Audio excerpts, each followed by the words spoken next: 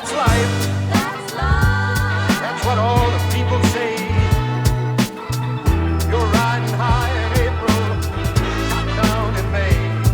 But I know I'm gonna change that tune when I'm back on top in June.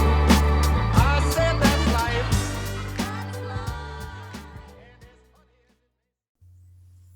So this is Todd Ramsey take 2, because people don't know that Todd was actually one of our first guests on the podcast, and he was one of 2 people that we recorded literally a whole podcast with, and we were too young, we were too uneducated on how to fix the audio because there was audio issues, and we ended up scrapping it. So at least you have some practice, Todd, for your second go around. I do. Thanks for having me on, guys. Nice to join us. Again, appreciate it. Yeah. So where do you want to start? I'm caught up through the end of season 2, but I must admit I'm kind of waiting to where I can kind of listen to some of the rest of them that we're up to right now the rest of the time. I will say it's nice. So I only break out the whistle pig that you gave us on special occasions, okay. Right? And this is absolutely the most special of occasions to break out the whistle pig. Nice. Okay. Well, I thought that would have been gone, months and months episodes ago. I've saved it for you. So. Okay, cool. I've had mine hidden. I brought it to my parents' house for a little sampling, and I left it there. And so now every time I go out there, I get a little bit. That's my way of rationing. A little birdie told me that you guys really like it when somebody sends you a Texas Crown. Is that right? I'm looking at my bottle in the bag right now. It's funny. It was like a week and a half ago. I texted Justin Cush the picture of that bottle all the way in the back of my cabinet with all this dust on. And is it like a normal Crown Royal bottle with just like a Texas? No, I don't think it's made by Crown. Sports teams. I don't even know if it's made by Crown. I think it's. I don't think so. Oh. Yeah, it's not like it's like a bootleg. They use Crown. Well, I don't know. Well, it's made in Canada. It did say that it was made in Canada, so I don't know. Who We'll have to knows? do more research. Oh boy, it's like the Focal JM Lab home audio thing. We got to figure out. Yeah, we'll have to get the wiki on it. Exactly where that intersection happened. The wiki, yes. Yeah.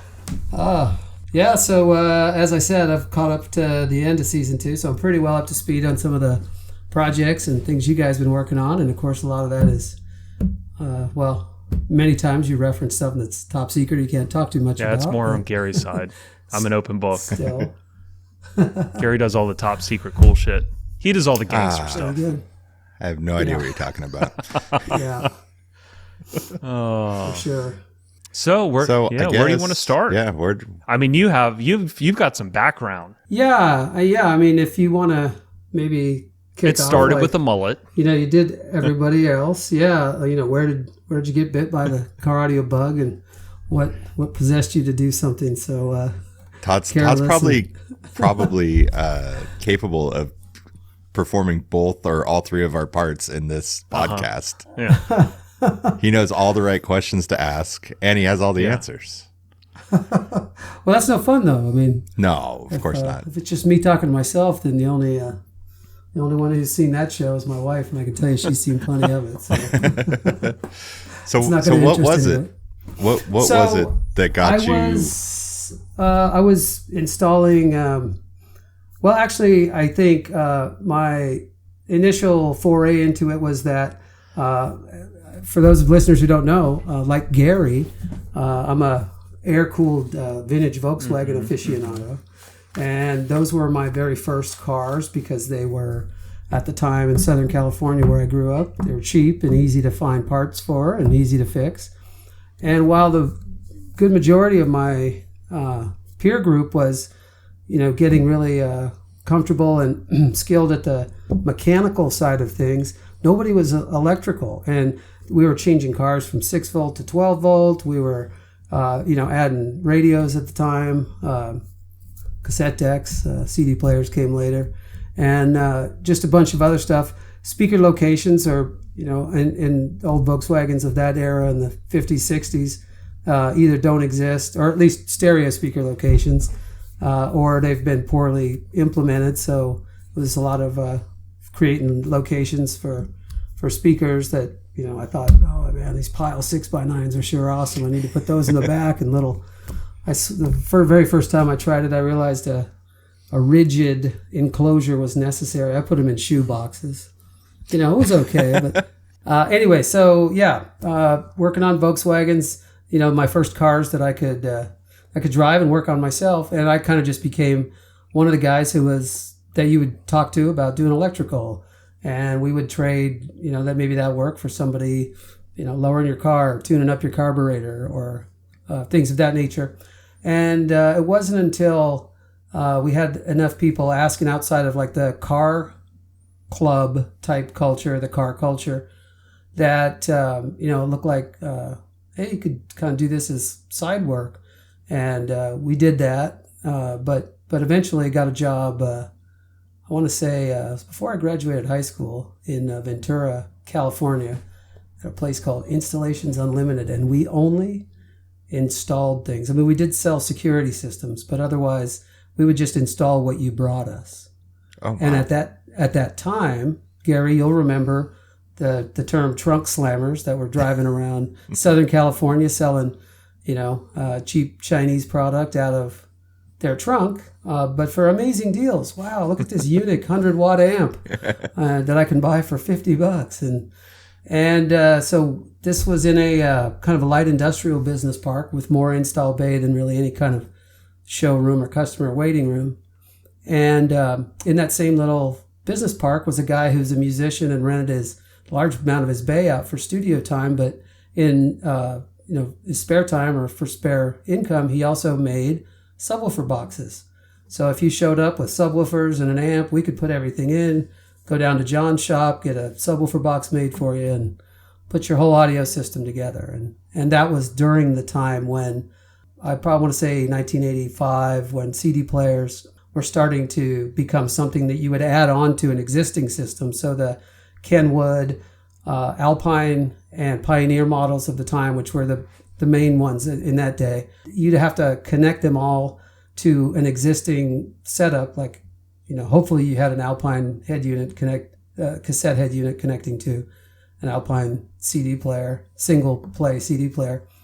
But if not, oh boy, we were electrically inclined. We were making DIN to RCA to DIN adapters, or DIN to DIN adapters, and we would make your Kenwood radio turn on or accept the turn on from the Alpine player or the Pioneer, or vice versa. So, we were kind of that, and cutting DIN openings in back at the time, dashes where there either weren't dash kits available or older metal dashes. Those things were, the job of the day. And certainly some places executed that poorly. And, I like to think we tried a little harder, because our focus, all we were selling was install at that shop. And I thought we did okay. And the very first car that really kind of got me past, I guess, your day-to-day, your bread and butter car audio, kind of a bigger system, was up in Simi Valley. There's a shop called Simi Valley Stereo, and a guy named Frank was out cruising at one of the cruise spots in Simi Valley one Saturday night. He had a yellow Nissan mini truck with a solid snug top camper shell, and it probably a 1985 model truck. It's before the hard body era. Boy, 415s and a wall behind grill cloth, a walkthrough. He had these, he had the pull out Kenwood cassette radio of the day, and he also had a CD player, and then those little quarter DIN Kenwood active crossovers that had, the opening of the faceplate was much smaller than the DIN plugs that actually had to fit through there if you tried to front load it. So he had a quad of those in a DIN opening, which I thought looked pretty cool. But of course, looking back now, all the illuminated green knobs were, mesmerizing, as was the little spectrum analyzer display on the radio and all that. But boy, the bass is what captured you. And behind that grill cloth wall, he did take off the grills, and she'd show the 15s, and I just never seen anything like that before. I thought that was so cool, man. So that was really where it hit me that, wow, I got a lot to learn, and there's miles to go to get to the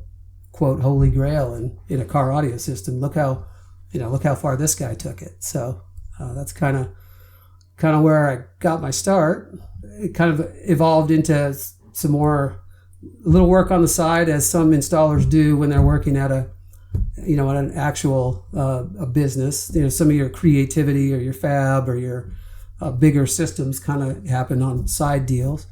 And eventually, with my first business partner in 1989, we opened a retail store in Oxnard, California, called Competition Auto Sound and Security. And that was fun. Those were the days when I think contests were big, car shows in general, mini trucks, of course.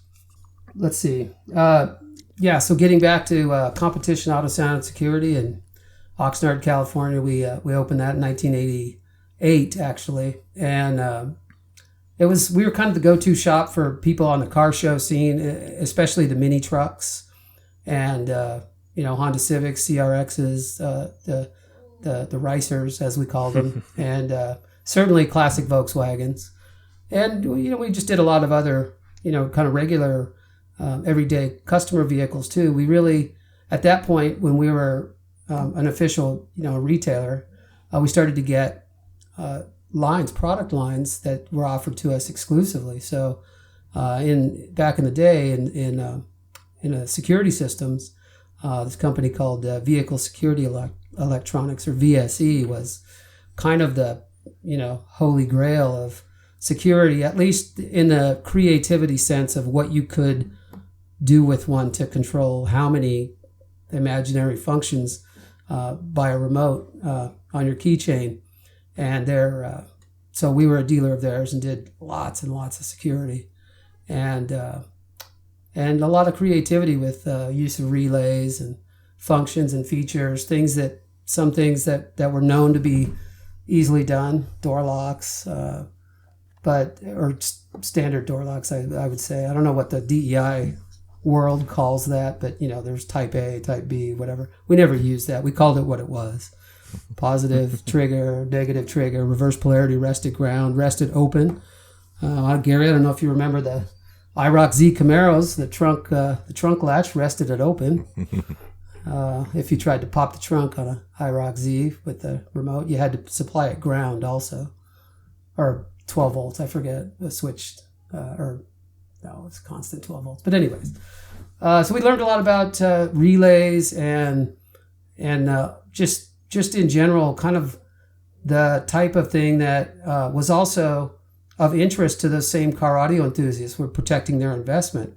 And so where that really, kind of gave me a direction to follow on not just audio, but really thoughtful security was the staff at VSE, Eric Abbas, Dennis Deck, even the owners of the company, Lee Fleischman and Rudy Sanders, were all really techie guys, and they didn't mind staying around and after a product training and talking to you more about relays or a project or how to wire a transistor or build a timer if it's outside the range of their timer, or just any of those kind of things.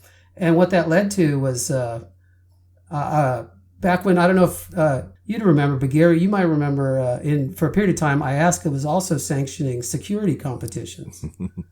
Oh, yeah. And so in the writing of more than ad hoc judging sheets, actual rules, I was part of that group that wrote some of those rules for the inaugural security challenge that was listed, security judging rules that were listed in the first time in the IASCA rulebook. So that was pretty cool. And so were you competing at all yourself, or were you just ended up helping write the rulebook, or? I did compete from time to time, but I never had one as outfitted, security system or an audio system that was as outfitted as our best customers who were competing. So the competing was fun for me to do if I was already going, and it was just a fun day out at a car audio show. I mean, I'm wearing my business owner's hat at that time, so sure, I'd sit people in my car and show them what it had or what we did to it. But I think more probably as a get to know people and a possible sales tool. But yeah, we faithfully supported our our competitors in the late night tuning sessions before the big show the next day and all that stuff.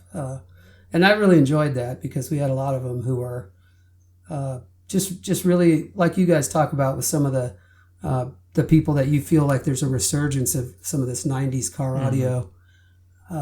It was a really neat time, and you meet some really dedicated people who pursue a kind of an undefined goal of the best sound for that car. And there's many reasons why they pick the car they pick or lean toward the equipment that they pick. I mean, we had people, we were dealers of a lot of different brands, but still people would bring us equipment, and that was fine back in the day. Let's see what we can do with this. So yeah, the competition scene was was interesting back then, and Southern California anyway.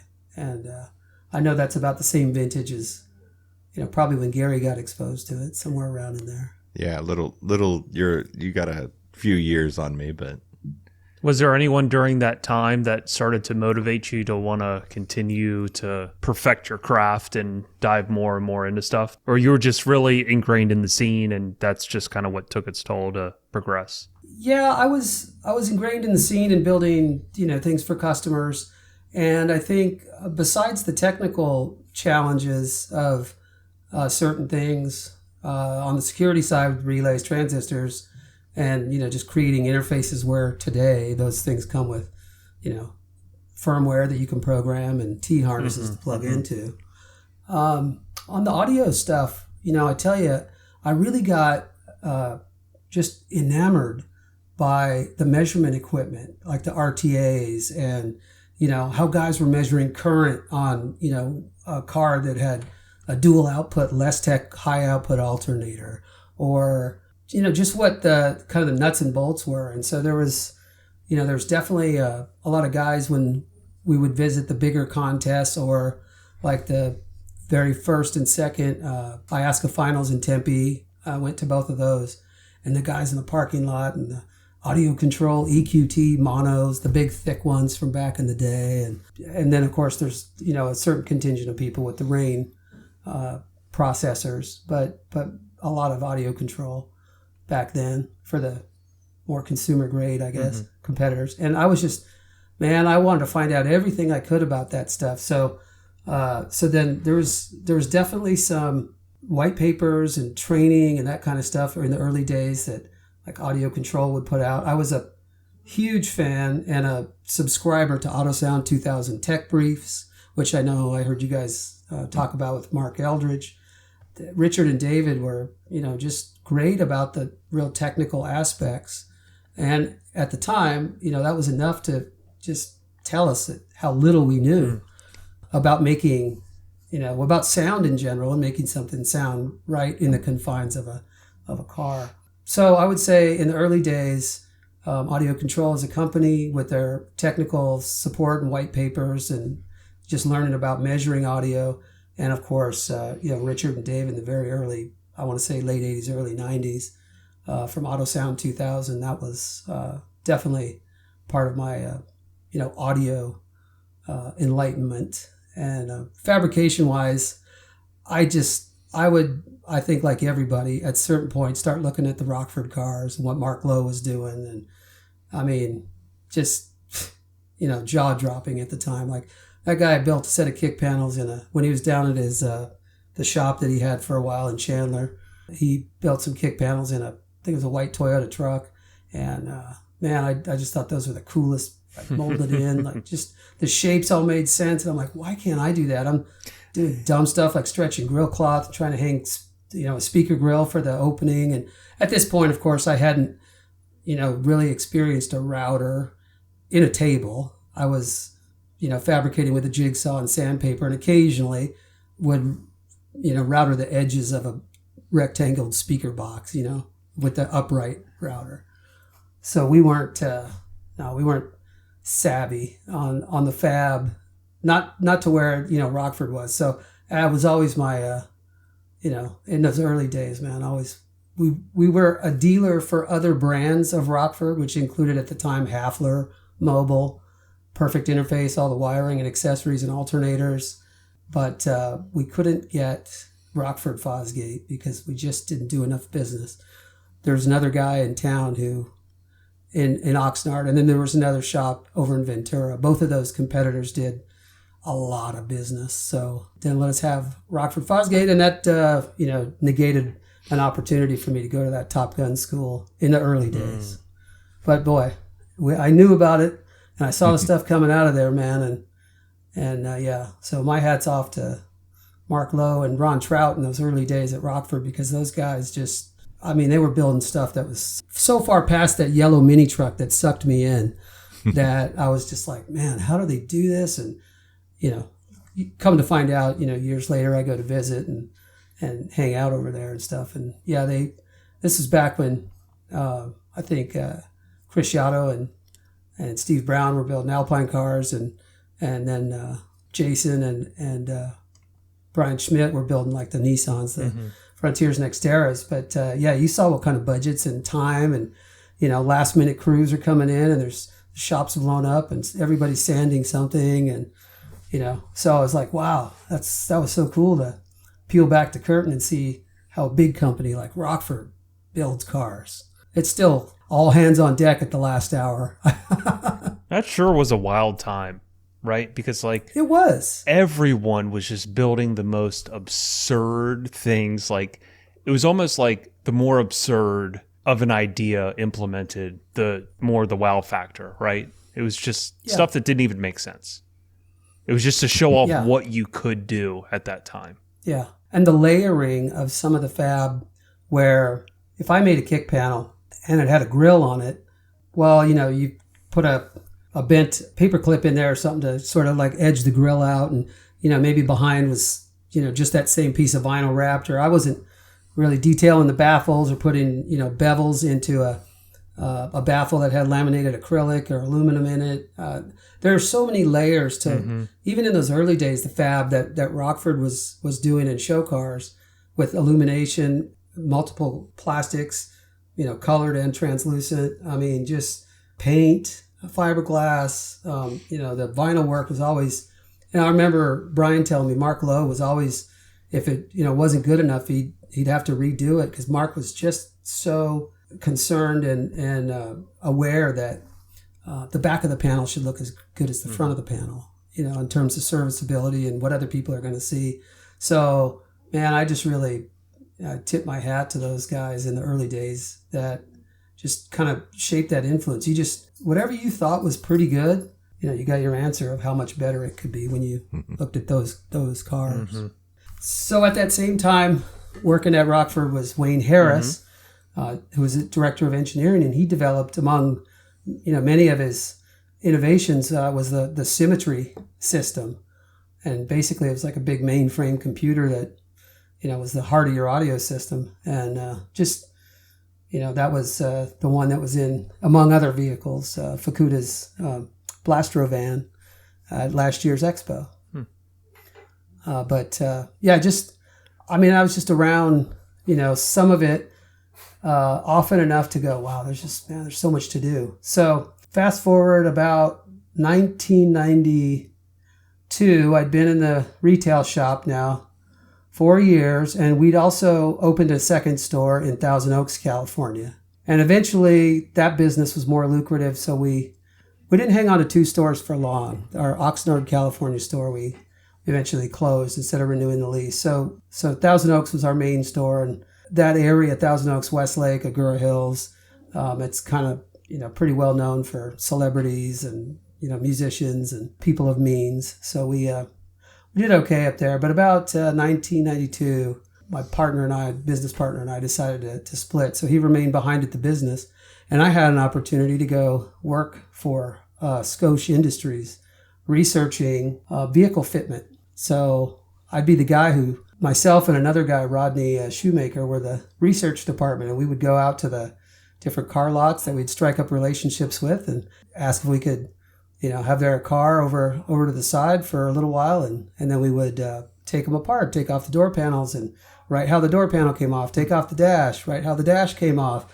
where the speakers were in the car and the locations, and then. So hold on, because you're missing a gigantic step that Matt probably does not know about. Matt, I think that Matt and probably a lot of our audience does not know of what a Scotia encyclopedia was. Oh, okay. Yeah, No, I don't. I've Scotia. never even heard of it. Scotia is a company now that's sort of, I mean, they're in the lifestyle like Apple products and smartphone chargers and mounts and all that, but they were first and foremost an information company when they started, and they would sell the data of, you know, what they found out about all these different cars and to different companies, manufacturers that go, well, how many, you know, or how much of a need is there for an actual 5x7 speaker? Well, how many cars have that, and what was the potential market, you know, for that in the U.S. And so they would, you know, compile all that data with all the different research that they were doing. But the way it was visible to installers like myself and Gary is they would publish books every year called the Auto Sound Encyclopedia, and it would have, you know, so you had your core book every year of the cars that, you know, had sort of come before it, but the update every year, and this is, you know, genius, early subscription service revenue, that they would have all the new cars and what speaker fits it, and you know, which if the dash required a kit for a DIN or a double DIN radio, which of the Scotia products did it require, or what were the measurements, or what was the depth? Like with that particular, Gary, I know you probably remember the S10s with air conditioning in the late 80s. You know, unless you put that drink tray of a kit extension on there and, you know, set something up on the shelf to recess in that radio when the car had air conditioning, you'd have to, you know, use a heat gun and melt the vent plastic enough with a buck to be able to push it in to allow for some of the depth. So you wouldn't really, I mean, we'd done a cut on one before and glued in new plastics, but I found it easier just to create a, you know, basically like a buck of the slightly larger than the DIN size radio, and then just once the vent plastic was hot enough, just heat it up and push it in just far enough to, I think, you know, it was 5/8 of an inch or something that it needed to go in. So yeah, that dash kit stuck out like a solid 1/2 inch plus. And it did so on the Blazers, of the S10 Blazers of that year and all that stuff. But anyway, Scotia was great. So they had me doing research and then some product development in their EFX wire and cable line. And I also went on the road from time to time doing training for them. And that's kind of where I got my start in training stuff. Yeah, Scotia, I worked for, she's only about a year, but boy, what a year that was. A little over a year. And then I still do business with that company, and they're still fantastic company and very good to me. So I can't say enough good things about them. After that, it gets interesting. So this is the part where most people, you know, are going to say get out of an install bay and then go to, you know, manufacturing or repping or something out of an install bay.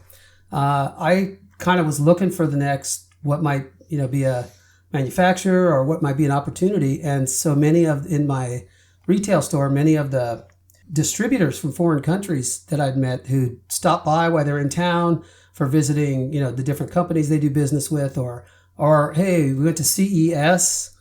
And so after CES, we came back to Southern California to visit a few companies, and we were told to stop by your shop. Anyway, met a number of international distributors. And so in about probably late 93, I think June of 93, I took my first international trip over to Istanbul, Turkey, to help the distributor there build a show car.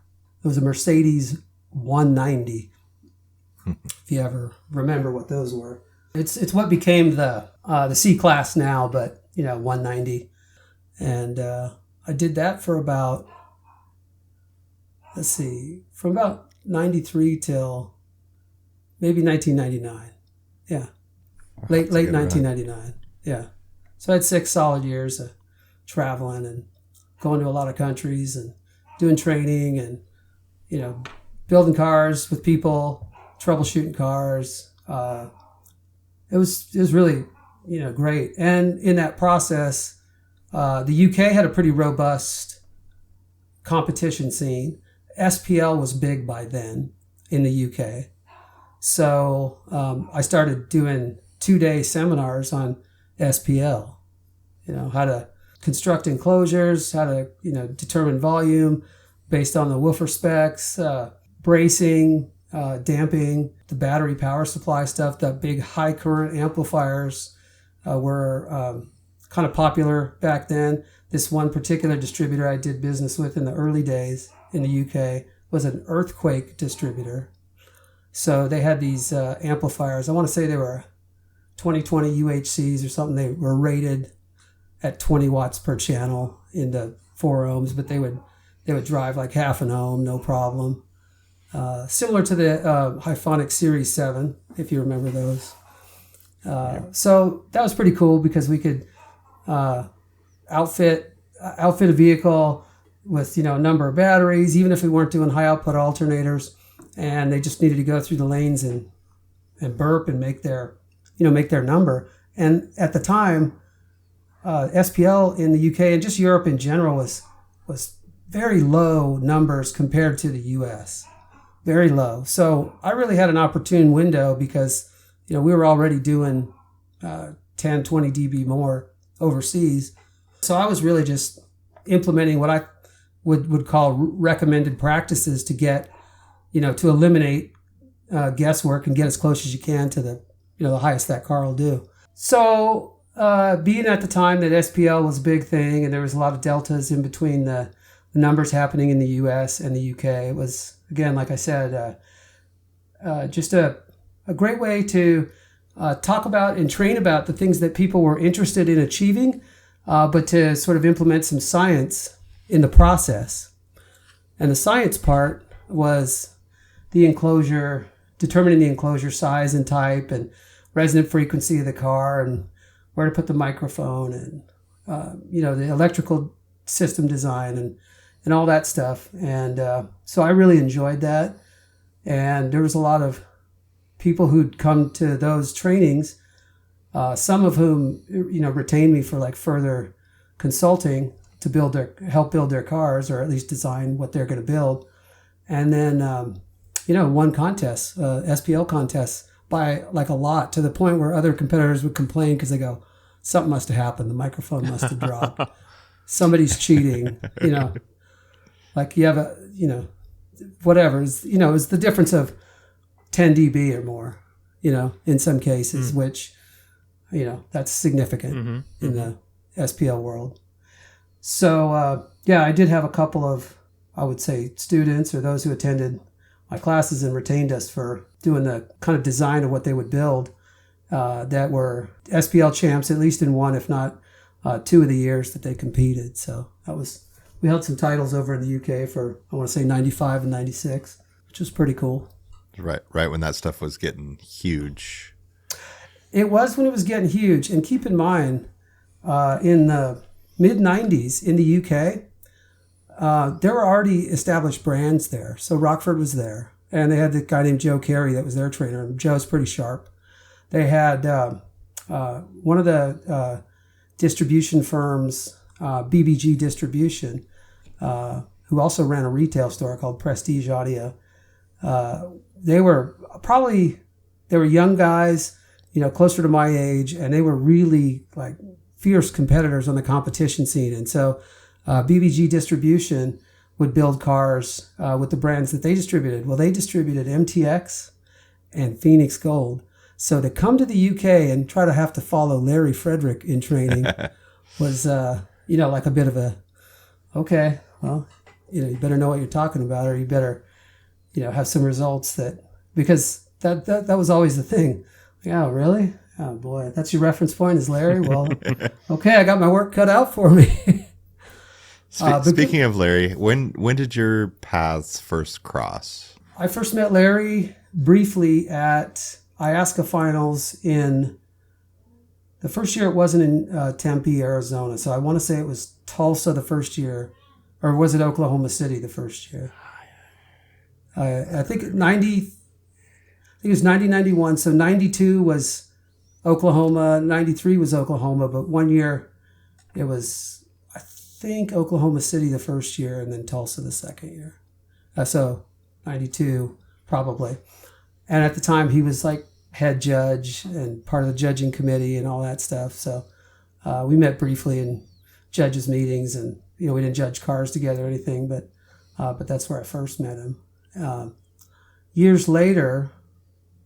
couple years later, on one of my trips home from Europe, and this is after I'd been to the UK, and people told me legendary stories about Larry's training.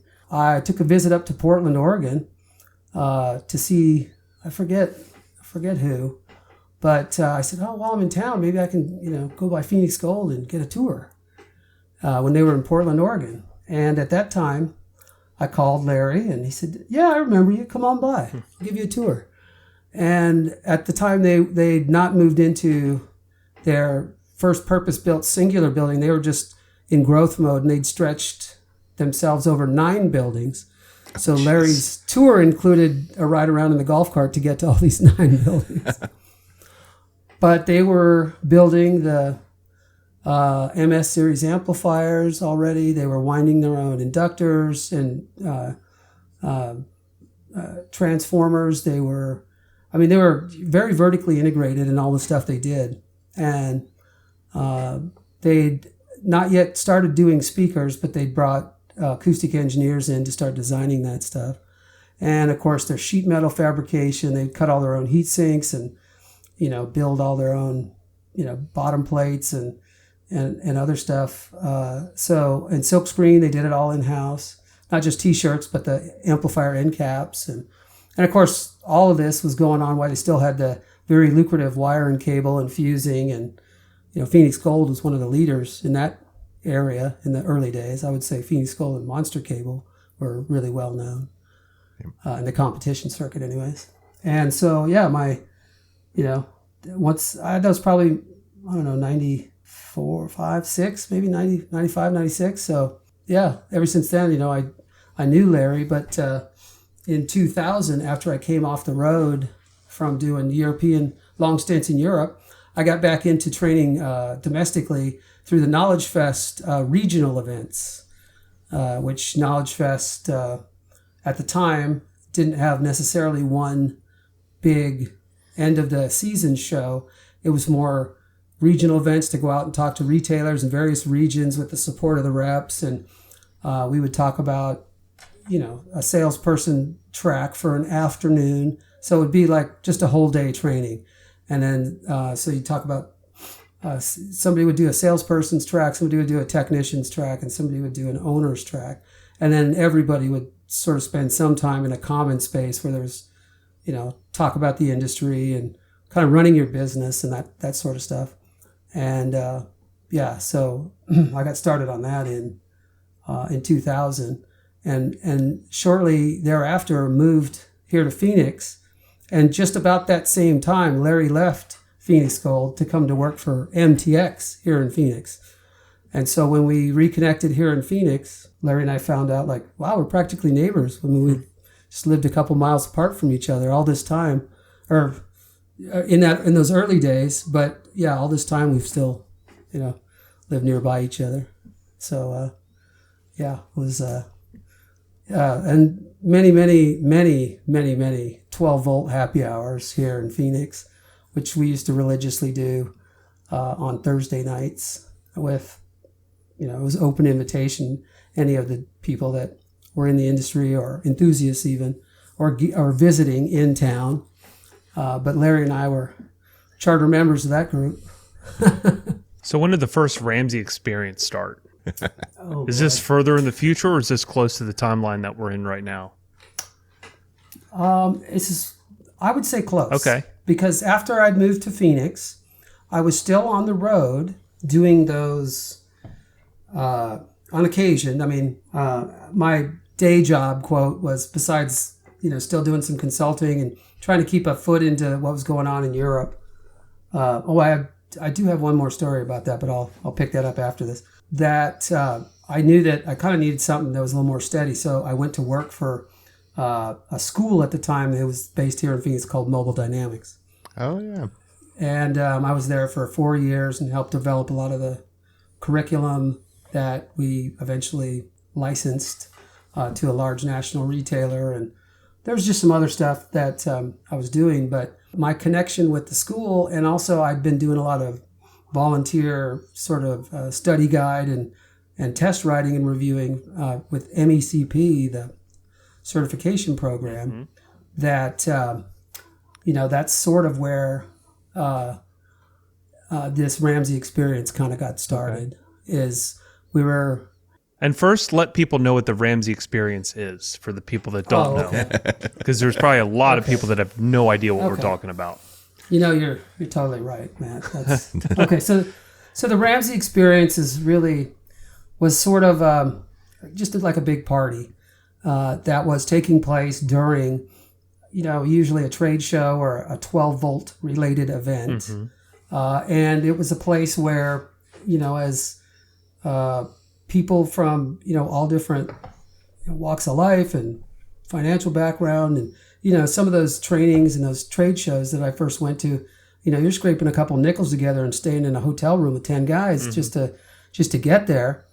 And so I would throw parties either in, my hotel room or rent an adjacent hotel room that we could use specifically for parties and call it the Ramsey experience. And I'd go to the local, grocery store, buy some chips and, cold cuts or whatever, and some beer and some soft drinks. And, and that's kind of how that started. I mean, eventually we were buying, when I was doing it frequently, I was, I still have reps in Dallas and California that have, coolers that I've left behind and, some people on the ground to help me out or go in advance. So, the Ramsey experience probably started early 2000s, and it was just a great way to get people together where they didn't have to sit in a hotel bar and pay $6 a beer and all that.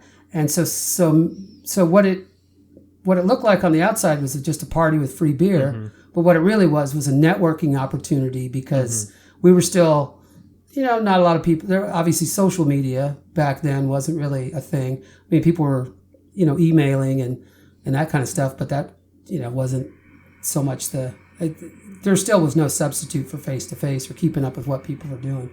And so that was a great way for us to be able to do that. So one of the guys, I think from Directed Electronics, DEI, who owned the Viper brand, he had a buddy that made, it wasn't DEI. That was the second one. It was a friend of mine named Zach, who he lived in Florida. He worked for Metra. And Zach had a buddy that did hats. And so he showed up at one of the events with hats that had the Ramsey experience stitched in the side. Nice. And then it was like an MECP logo on the front or something. And I was like, what's this? He goes, oh, man, every time we go, on the road or do one of these, man, I meet so many great people. It's just such a great experience. I'm going to call it the Ramsey experience. Okay, that sounds good. And then it sort of became known as such. And we've since had other hats made and, definitely other parties. Did you ever have any mornings that wound up like the movie The Hangover, where you just look around and nobody's at the event that they're supposed to be at, and you guys are just all lounge around not knowing what happened? There's got to be at least one time when shit got real. I think, yes. I would say that we did have that night, but it wasn't it wasn't as a result of a Ramsey experience.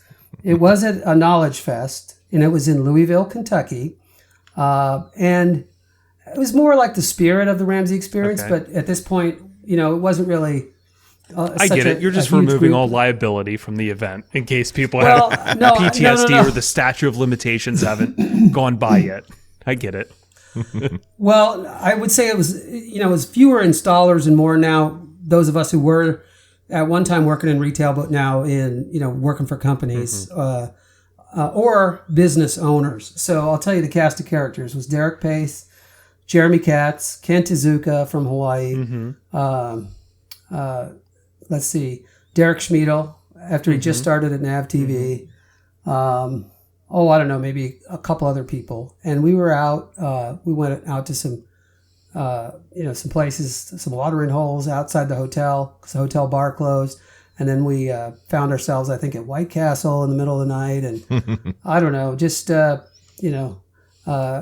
I think we did have some stuff in the hotel room, but we weren't like bringing people up to the hotel room. That was multiple floors up. So we kind of just stayed out all night. And then Derek Schmiedel and I are sitting around, and he had one of these. Now it's the morning, so sun's coming up, and we've got training to do that day. Yeah. And Derek Schmiedel had from Nav TV had a kind of a road case that if you take the front panel off, it had like a Mercedes DIN radio in there, and what they called at the time their Bluetooth solution called Tukey, and then the integration is what they built for like a Tukey to work on a Mercedes radio. Anyway, so you could, and then he had the microphone and all that setup, so you could in this demo hook it up to a power supply or switch the power on. I think the power supply was in there, plug it into the wall, and it's good to go. So he was showing it to me as a demonstration, but he thought, hey, let's crank call some folks. So, and this at this show, I know who the other character was, Chris Yotto. He was sharing a room with me. Yotto was sharing a room with me, but he was not feeling good, so he didn't go out with us. So he was just sleeping quietly in the room while I was out, with all these other guys making noise in Louisville. And so Derek first prank calls Kent, and I think Kent Derek pays for sharing a room, and he said, "Hey guys, Todd's in jail. He got picked up, so we need to raise some bail money for him."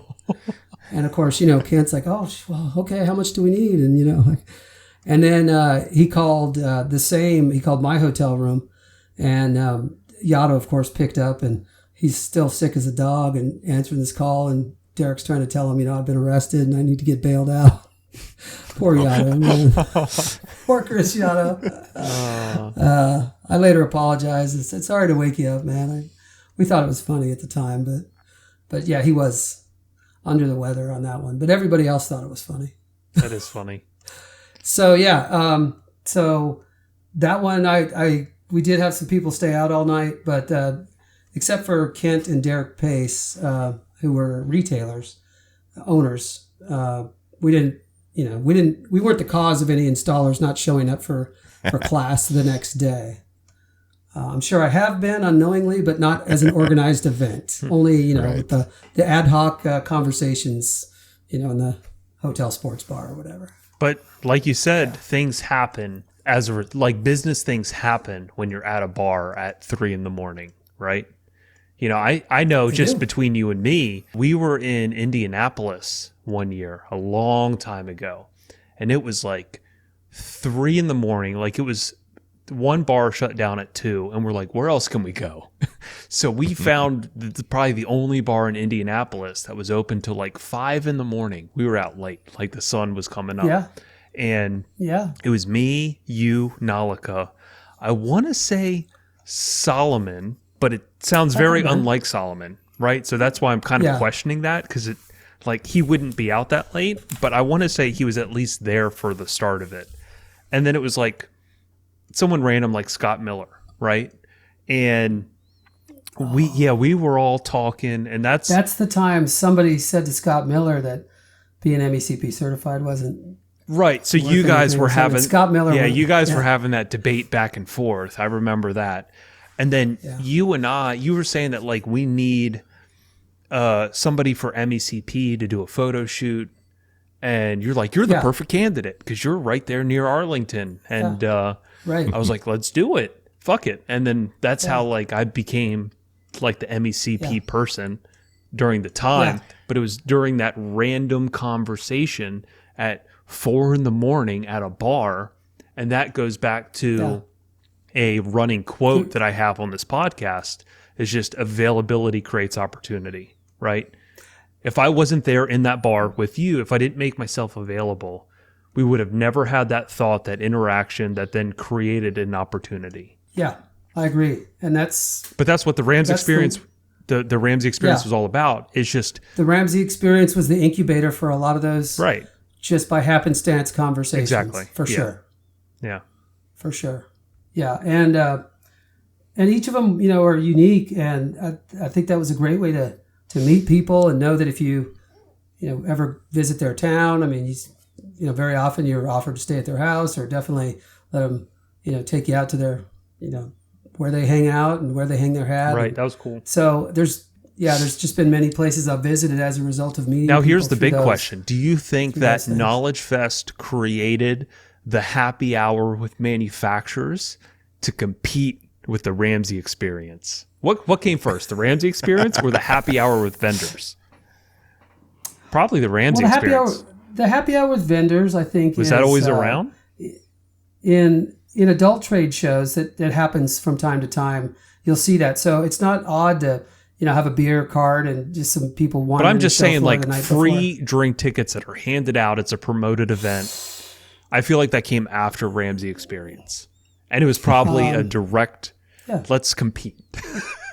Let's Yeah. keep the people downstairs at the event and not up in the It Ramsey very well suite. could have been. In the days where like there was an award show that night or a significant thing, I would try to not host on those nights so that I wasn't competing. So I tried to be respectful of the Knowledge Fest schedule and objectives. Right after the fact, but I'm just trying to figure out what came first. And we'll have to have Chris That's a Cook good on question. the podcast one year and maybe and ask him that direct question. maybe Gary, if you got that guy who gave you the list of your playlist, and then what else was there? There's another list.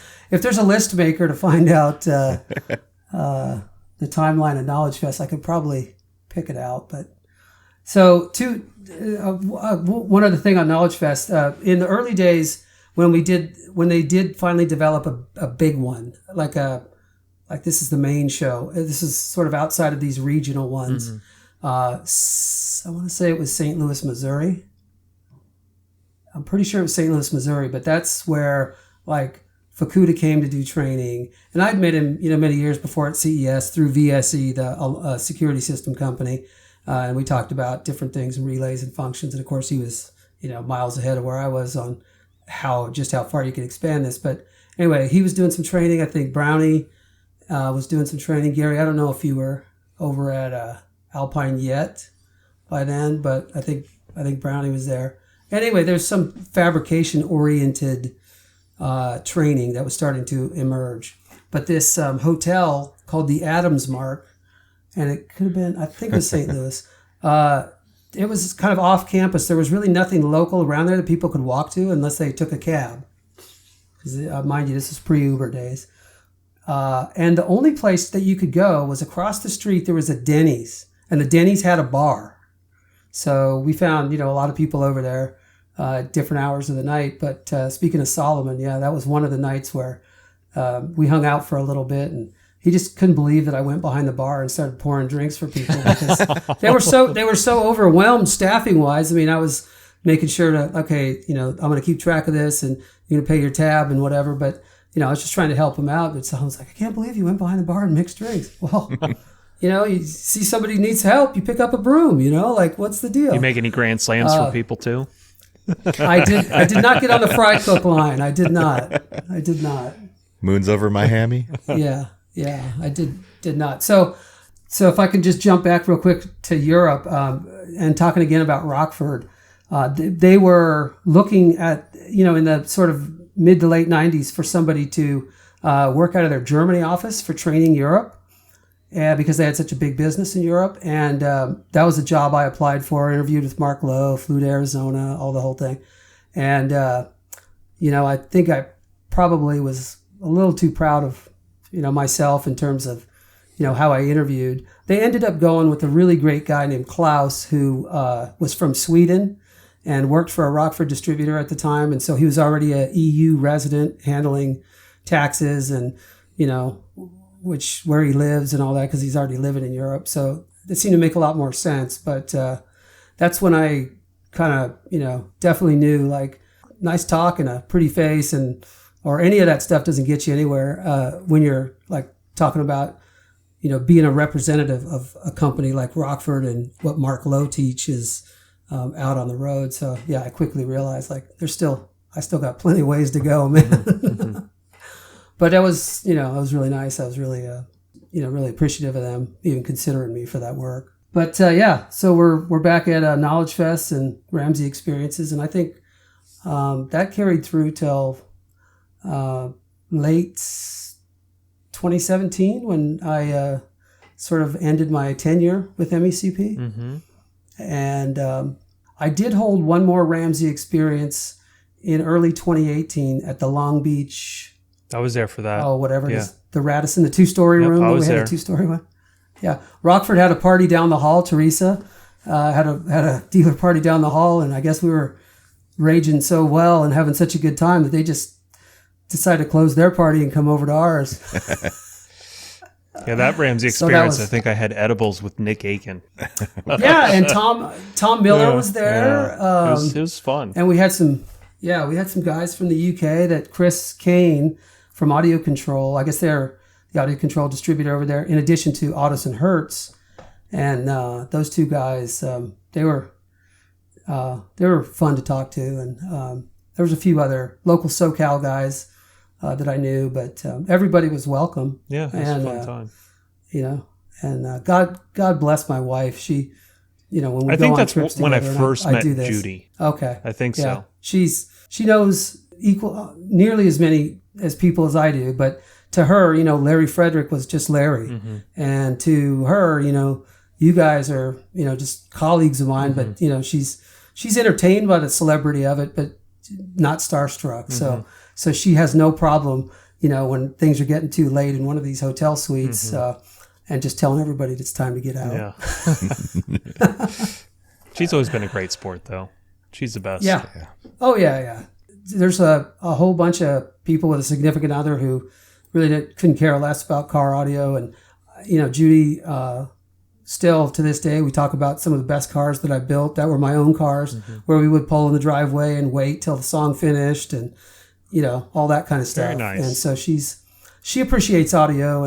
And, you know, that's a lot of the reason that even though I have a lot of my audio system design fundamentals in kind of old school, and obviously you can do so much now with working with DSPs and smaller footprint amplifiers, and you know, I still think a 2-seat car is, you know, if your spouse appreciates great audio, a 2-seat car is, to me, you know, much cooler. And I've heard you guys talk about the customer who's suitable for a 1-seat car if he drives and commutes and he's only in his car, and that's achievable. But 2-seat car stuff is, you know, I'm really passionate about that. I like that. So That's why you drive a lot of Up Cadillacs mixers. with up mixers. yeah. Yeah. Up mixers and just the getting to know, you know, even back from Dolby Pro Logic and Pro Logic 2 in the early days when Rockford made the RFQ 5000 with Jim Fosgate. Like that was pretty cool because it was more than just, you know, left plus right in the center and then rear channels that were, you know, out of phase. Like that was basically like the Pro Logic matrix, but Pro Logic 2 really had some more, you know, detail. And then of course you get into proprietary upmixer stuff that Harman was doing. And I think it was that interest in that stuff when I, you know, met and started working with Andy Waymeyer when he was at Harman on consulting related things. I was the guy doing like quick start guides and owner's manuals about, you know, installing and in the case of MS8, you know, setting it up, getting it out of the box and getting it going. So I felt really fortunate to be in on that product development cycle and, you know, go out to Northridge many times and meet all the engineers and the digital guys and just get access to stuff that, you know, high level audio brain trust information that if you had questions, boy, that was the place to ask. And Andy's office was not far down the hall from Floyd Toole's office. And so Floyd, if I had a question Andy couldn't answer, which, you know, that's seldom, if ever, he could always go to Floyd and ask, or, you know, in context, and Floyd Toole. And so those guys at Harman, that's another time when I felt like, wow, I'm really surrounding myself with some people that can, you know, help me learn something new or something different that's, you know, just maybe on the cusp of being a breakthrough. And so, yeah, I just found myself in situations like that from time to time where, how did I get here? What am I doing here? Right. And it's kind of a weird curve in the road, but welcomed just the same. Yeah, so that was 2-seat cars for me are the preference. What is your daily driver right now? Geez, Gary, I'm a car farmer. I know that, but so my daily is either an '05 Toyota 4Runner V8, and they only made them in '03 to '09, so I happen to like that, engine option. They didn't make them; they're V6s after that, and 4s and 6s before that. So it's the 4Runner or Audi A4 Avant 6-cylinder. Nice. And I like the Audi. It's a good car. I really enjoyed it. Rides nice, and all that. My wife just hates it. There's too much tech in it for her, so she kind of favors the 4Runners. Her Scion, old Scion TC, that's just faithful. I mean, you can't go wrong with a Toyota or a Honda. Yep. And we sold recently a Ford F-150. It's just too big, too much of a truck. 4-door. F-150. Didn't you have a CTSV wagon a few years ago? He had the unicorn CTSV. Yeah, the blue one. Yes, it was Glacier Blue Metallic. I think it was sick. And they made 15 of those cars in the wagon body style in 2013. It was a 2013. The large majority of Cadillac CTSV wagons are 2011, 12, 13. There were a few that held over to 14 to finish the production of sheet metal that they had. But Glacier Blue was a 1-year color. They made 15. They only made 8 in a manual transmission. Mine was a manual Glacier Blue, so it was 1 of 8. Yeah, and when I sold it, I made pretty good money. Hell yeah, you made you made a lot of money on not that. expecting to make that kind of money. I mean, I was just. I remember really when you happy texted me and you showed me what you sold it for, and I was just like, fell over. It's like, what? I was watching. I remember that day. I remember watching it on Bring a Trailer, and every time somebody bids, it adds a little bit of time, and it just kept going and going, and I'm going 2 minutes every time. I'm like, 2 minutes is the reset clock, So when somebody bids it up, then it goes for another 2 minutes, and that 2 minutes can go to 20 minutes or even longer. So I was even surprised that it went that high. It sold to a dentist in Traverse City, Michigan, where Hagerty Collector Car Insurance is headquartered, but no relation to Hagerty. I did happen to have it insured through Hagerty, though. But and so my other 2 cars now, sold the F-150, the Toyota. We have a second Toyota 4Runner that we keep back east in a storage unit where my wife's family is from. So it's an 03 model, but otherwise the same vehicle. We like it so much that we bought a second one again, out here. But we sent that one back there during COVID because rental cars were difficult to find. So you fly into the Pittsburgh airport and, a rental car might be difficult to find or it might be, crazy money. So we just shipped it back on a truck and we keep it in a storage unit back there. And that's our back east car when we go visit. That's Great awesome. car. Yeah. And the rest of the car farm is the Volkswagen still the Volkswagen. Around? Yeah, the Volkswagen I still have. And what about the Lincoln? Lincoln I sold, the Lincoln Continental slab side. Mm-hmm. Yep. Yeah, that I was never going to be right side up on that thing. And the Volkswagen is the one where the door panels were built in that class. That's right. Yeah. Tom Miller designed those, and many of the guys in the class all helped build that project. And my other sort of older one is 1970 El Camino. Oh, nice. And that one's going to be for sale shortly. I bought it to flip, but that was last year. Proper car farming. Yeah. So, we did Brembo front brakes and all new tilt steering column and one of those D-shaped steering wheels and, rebuilt the whole basically steering and fixed all the leaks and new accelerator and speedo cables and all that stuff. So it's a great little El Camino, runs, drives, doesn't leak any oil. I cruise it around to shows and stuff like that and always get good comments on it. But, El Camino was a dream car for some guys in high school or Chevelles and all that stuff. I was, into Volkswagen. So if one of them has to go, A, my Volkswagen's far more valuable, but B, that car that's Gary's seen it. Matt, I think you've... Yeah, I've seen it. Yep. Yeah, you've been up close to it. Yeah. So it's decked out underneath. Porsche 901 5-speed transmission, big 2-liter motor, real Italian Weber 48 IDAs. It's great. It's a great car. And does it have 7 Rs on the back of it too? 7 Rs. Yeah, Porsche alloy hearts that are 7Rs. Woo. So, and the fronts are deep 6s hearts. So That's the equivalent, Matt. Yeah, you're giving Gary a chub over there. Well, that's the equivalent of today. Like when you usually see a Volkswagen and it has chrome Porsche alloys on it, the Fuchs wheels. Those are usually the equivalent of what Carlson sent us a picture of today. Todd's got the real deal.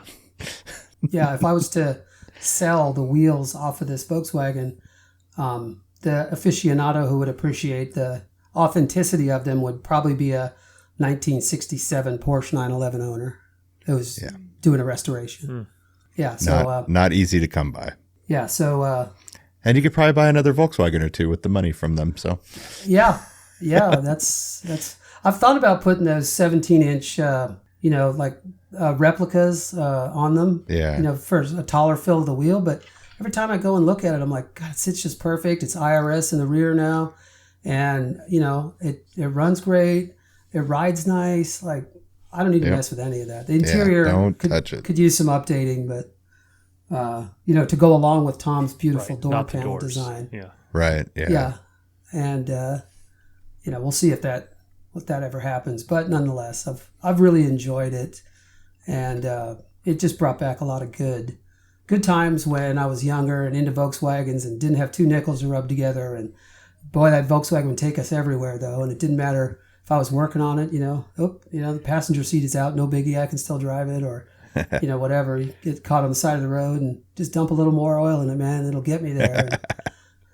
I think all of us living in Southern California at the time had a story about being a passenger in or driving yours into Mexico to Tijuana or Ensenada. So, a lot of fond memories. And when I go to shows or just even drive it for Cars and Coffee or something now, and people at the gas station give you a thumbs up or, come and tell you a story about, their memories of a Volkswagen. Nobody has bad stories about Volkswagens. You got a Ford guy and a Chevy guy or a Dodge guy or Mopar guy, but everybody's, whether or not they, like them enough to own them themselves, almost everybody has a really good story to share about their, memory of air-cooled Volkswagens, when they were growing up or whatever. And that's cool. So I'm sorry to derail your whole life story with the Ramsey experience, but I think we're in that time frame in your story where Ramsey experience starts, Knowledge Fest starts. So continue going from there. Oh, I see. Okay. Yeah. So, I derailed it. I'm sorry.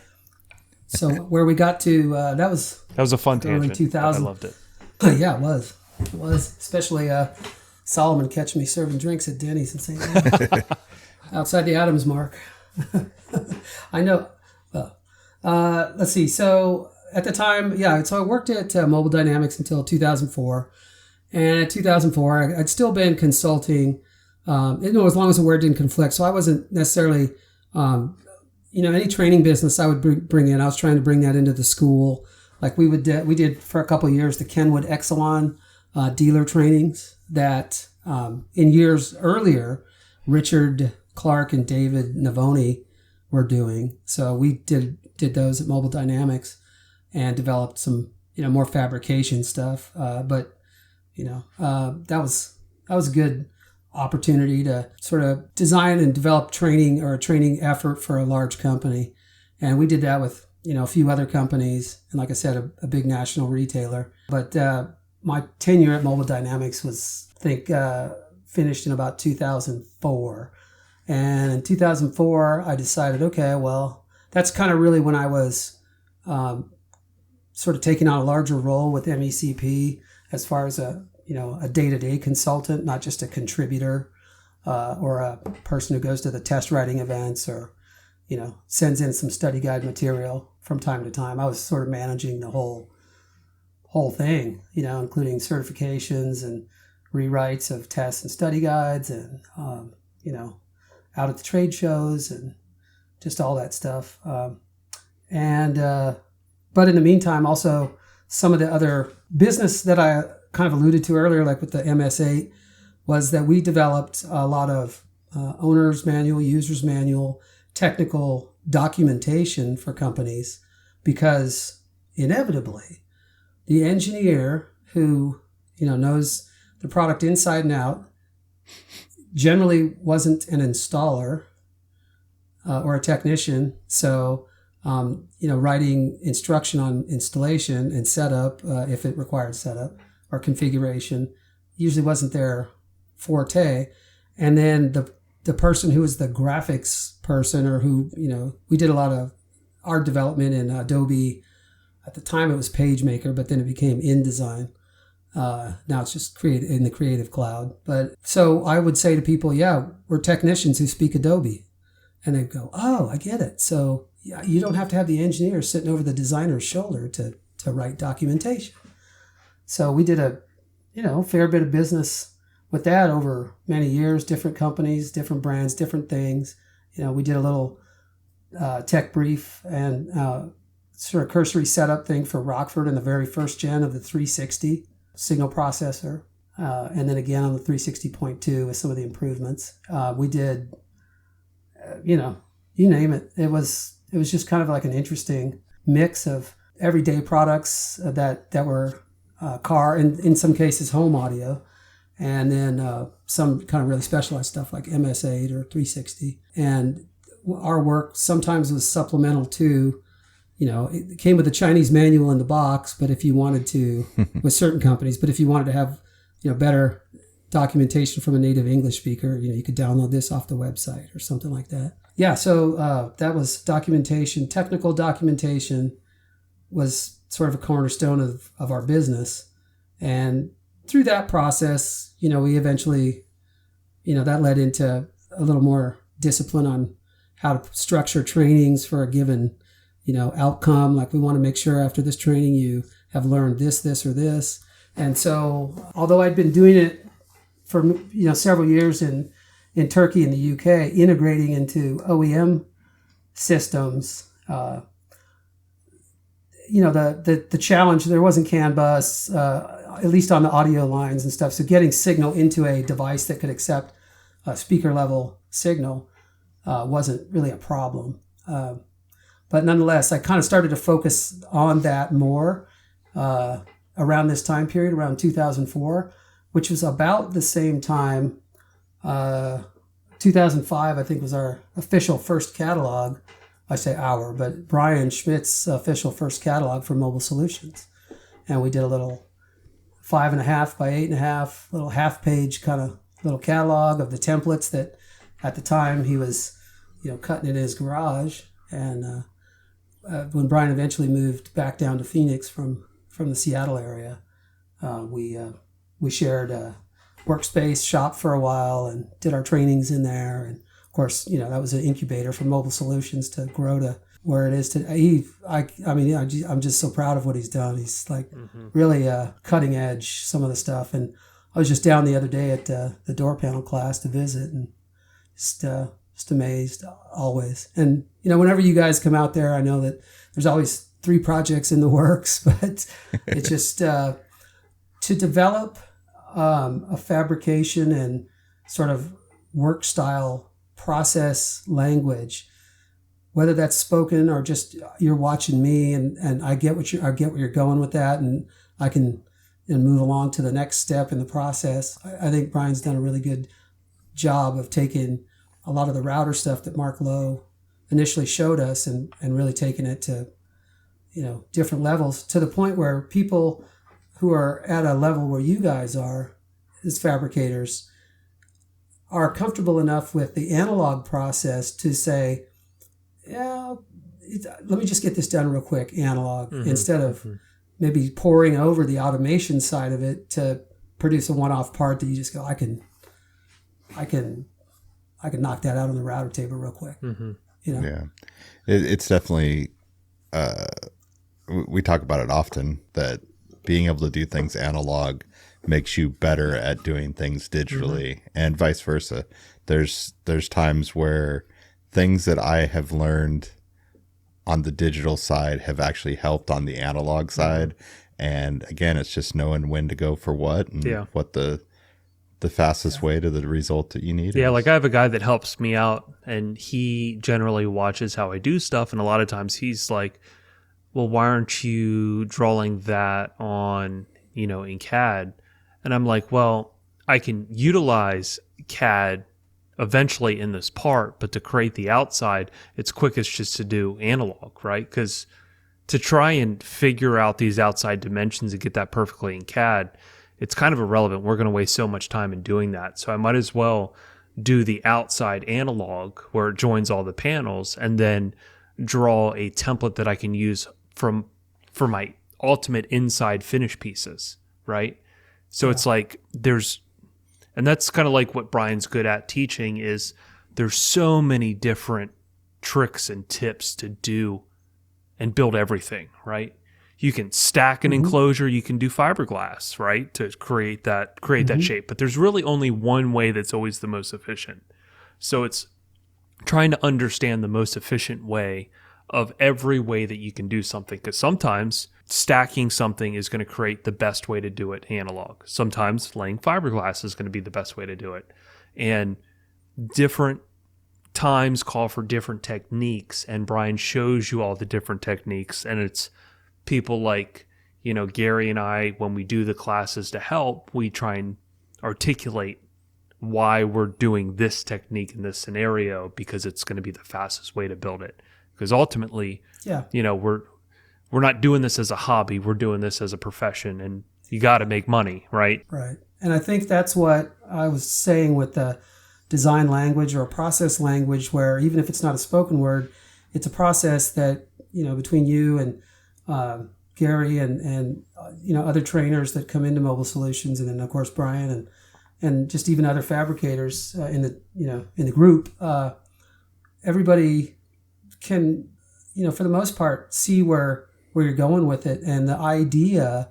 Oh yeah, okay, I didn't think of it that way. So the collaboration amongst each other, while it does yield a lot of new, enlightenment, the barrier to entry is that you already kind of speak the design language, and that is the sort of the fundamental barrier for, I guess, some people who haven't, or hadn't at the time yet experienced, fabrication with a router and the different router bits and, some of that kind of stuff. So, in those early days over at our 5th Street location, which for you guys who've been to Mobile Solutions class, if you go out the back door of Mobile Solutions now and throw a rock over that fence, you turn left, and immediately behind it there's a building behind there, and we had a bay and an office in that building.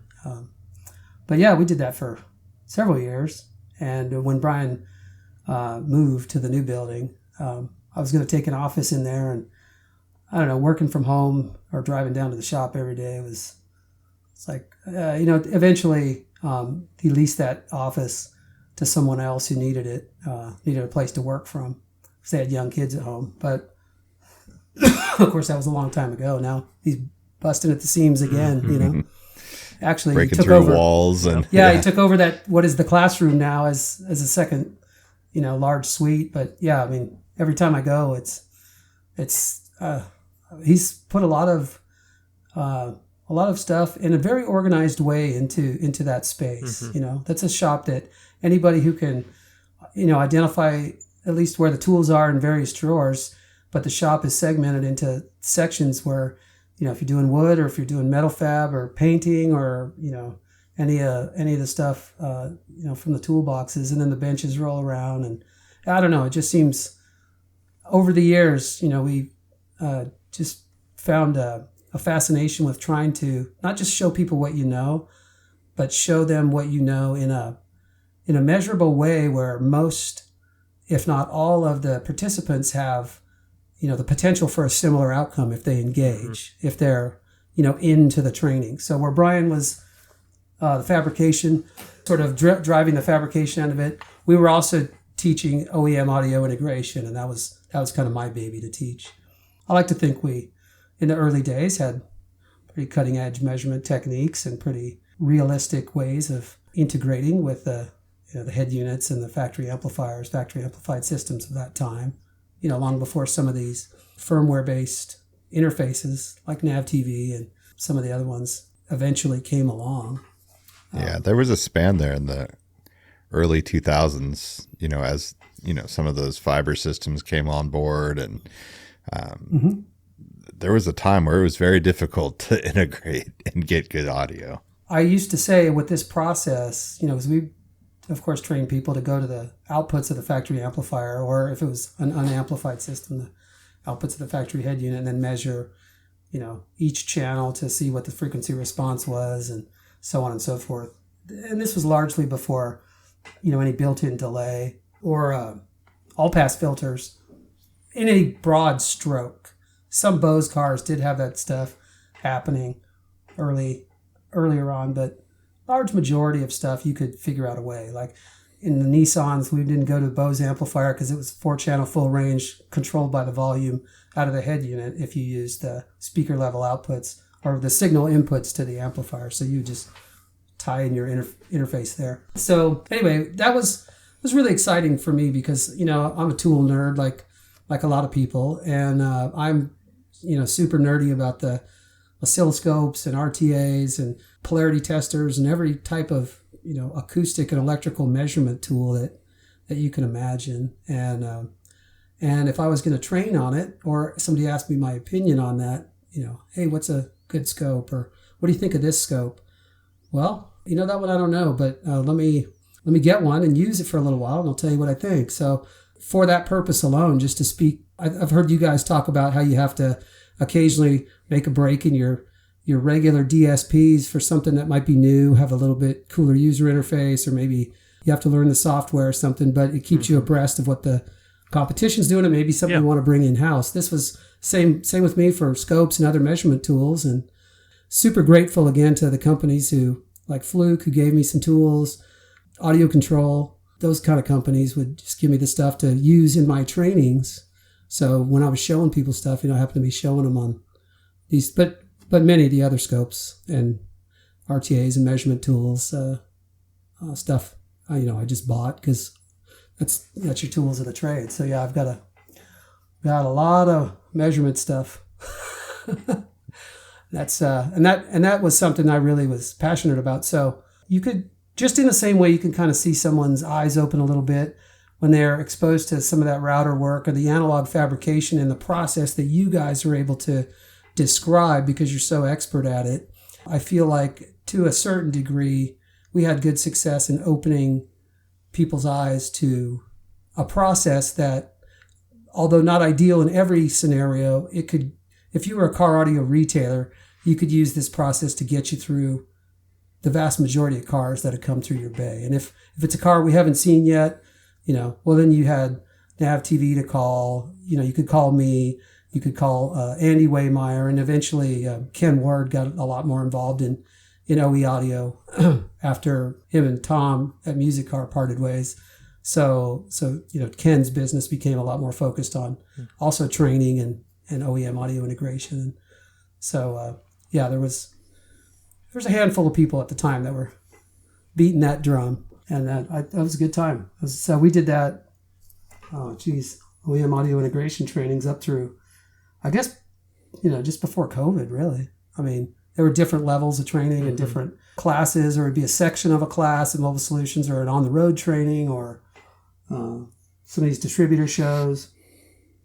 Trying to think of, and of course, electrical measurement stuff, as smart alternators and the donut around the ground wire near the battery from the factory setup is, your current measure, and what do you do with that when you're upgrading grounds, all that kind of stuff. Those were questions and conversations that I'd get pretty frequently that I thoroughly enjoy to talk about.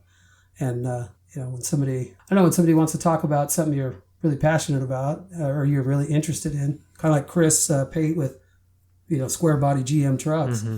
He can talk about it all day long. And he's really knowledgeable too. That's the problem with our podcast is we constantly talk to super passionate people, and before you know it, it's like 4.5 hours later. Yeah. Yeah, although I haven't listened to the Gary Biggs one, I think Nick Wingate was a pretty long one. Andy, right? Nick. Andy, sure. Yeah, obviously you're coming after Yotto, Andrew Jones, Matt Morman. All of those were about 4 hours as well, 3-4 hours. Oh, okay. Yeah. Cool. Well, good company. But yeah, I mean, it's hard to hide the passion if you really, enjoy something. And like I said, what we're doing right now is what we would do with the Ramsey experience, right? But yeah, it's the same there'd just be concept. a few more people around. A few more people, a few more conversations going on in the background. Cold beverages and stuff. You're talking for a long time about whatever is on your mind, and the conversation is fluid, and there's no prep. You're just talking about whatever, and where it goes, and like this is just an extension of the Ramsey experience. Yeah. We like I said, a lot of good interactions by chance with people through that medium, and I was just, it was really not that big of a deal to stock up a separate hotel room with a few beverages and chips, and it really wasn't about the free beers. It was all about the conversation, but free beer is a great way to get people there. Yeah. You never know who you'd run into. Yeah. Well, we had some, I don't know if this was more, it wasn't really my deal, but we did have kind of a similar hotel room gathering in Daytona Beach, and Joni Owens, who was the publisher of Mobile Electronics before it sold to MEA. And at that very last year I think it was in 2010, I was the editor of that magazine. Once it got sold to MEA, they brought back a different staff. But we were in Daytona Beach and up in a hotel room and hanging out and having a little party. And Dave Rivera, Fishman, was hanging out. And Joni was, we were talking about, your strengths and weaknesses and all the different stuff we wish we were better at. And Dave just said he's just not an electrical guy, specifically not a relay guy. Mm-hmm. And I'm like, Dave. And what year was this exactly? For reference, I want to say career. it was 09 or 10 maybe. Yeah. I'm pretty sure because I think it was the year that I was editor, but it might have been the year before. But anyway, it was 09 or 10. And Dave just wasn't confident in his relay abilities. And so Joni said, she made a bet with him that if he, could learn relays, like she would pay for something or, give him, whatever. And something that was, not terribly substantial, but, you recognize the effort. And, Dave just, he was super focused on the creative side and just didn't want to. He always had somebody who could help him do that. So I remember Carlson was around. Yeah. I remember I was at fish camp, and one of the students was asking him like, "So how do you make that actuator work?" And he just looked at the student and he's like, "I don't know, not my job." Right. He's like, somebody else will figure it out.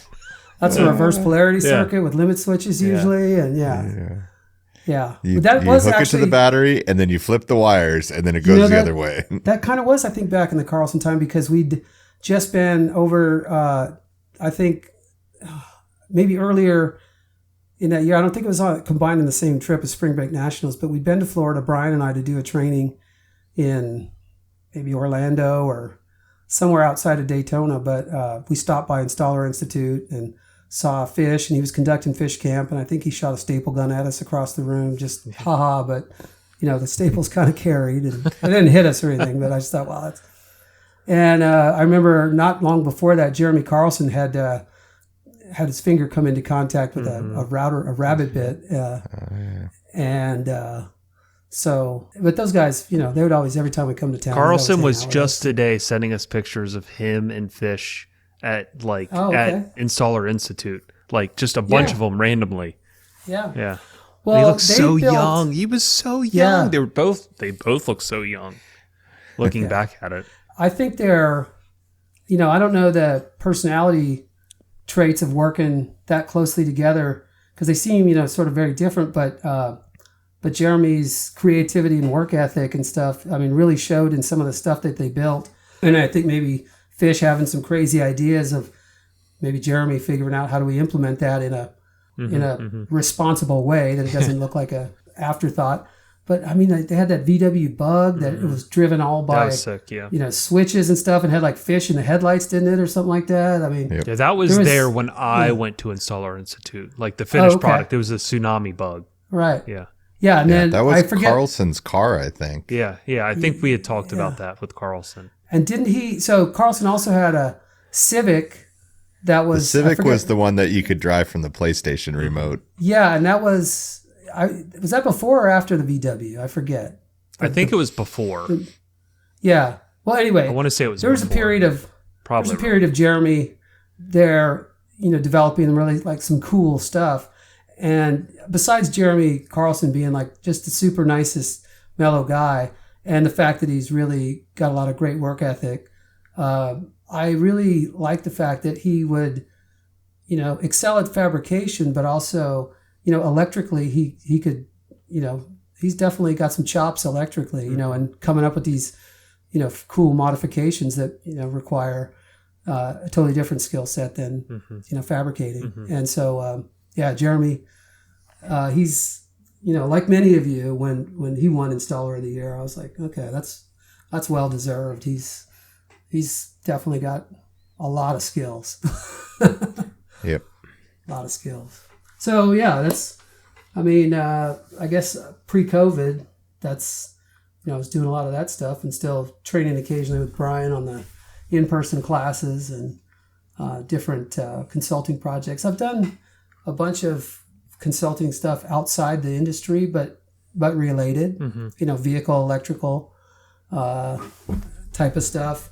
And some of it's for fleet companies that have electrical requirements for their, vans. Some of it was for a media company that was doing advertising, on an active outdoor screen in fleet vehicles. The fleets were clients of this media companies, but they would, hang a screen on the back with an inverter and try and run it all off the factory battery. And, they're having issues. And the amount of screen time, would, of course, be limited by when the vehicle was on. So we designed a whole secondary electrical system with a separate battery, DC to DC converter, upgraded grounds, blah, blah, blah, so that they could have more, like if the vehicle parked during a delivery or let's say a lunchtime, the screen could still run in the back, run media ads and all that stuff. And it was connected to a internet, connectable box that has their proprietary technology, but that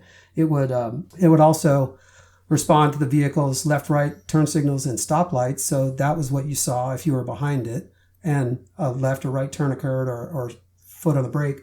Then it would occasionally also scroll like missing children, the kind that are on the side of a milk jug or milk carton, that kind of thing, so that they get some public awareness out of it too. So between their advertising program, the more visible stop and brake lights, and then of course running some of the missing children things, that they figured, well, the more of that we can keep going while the car's off or let's say parked somewhere, maybe low idle, the alternator output's not too robust.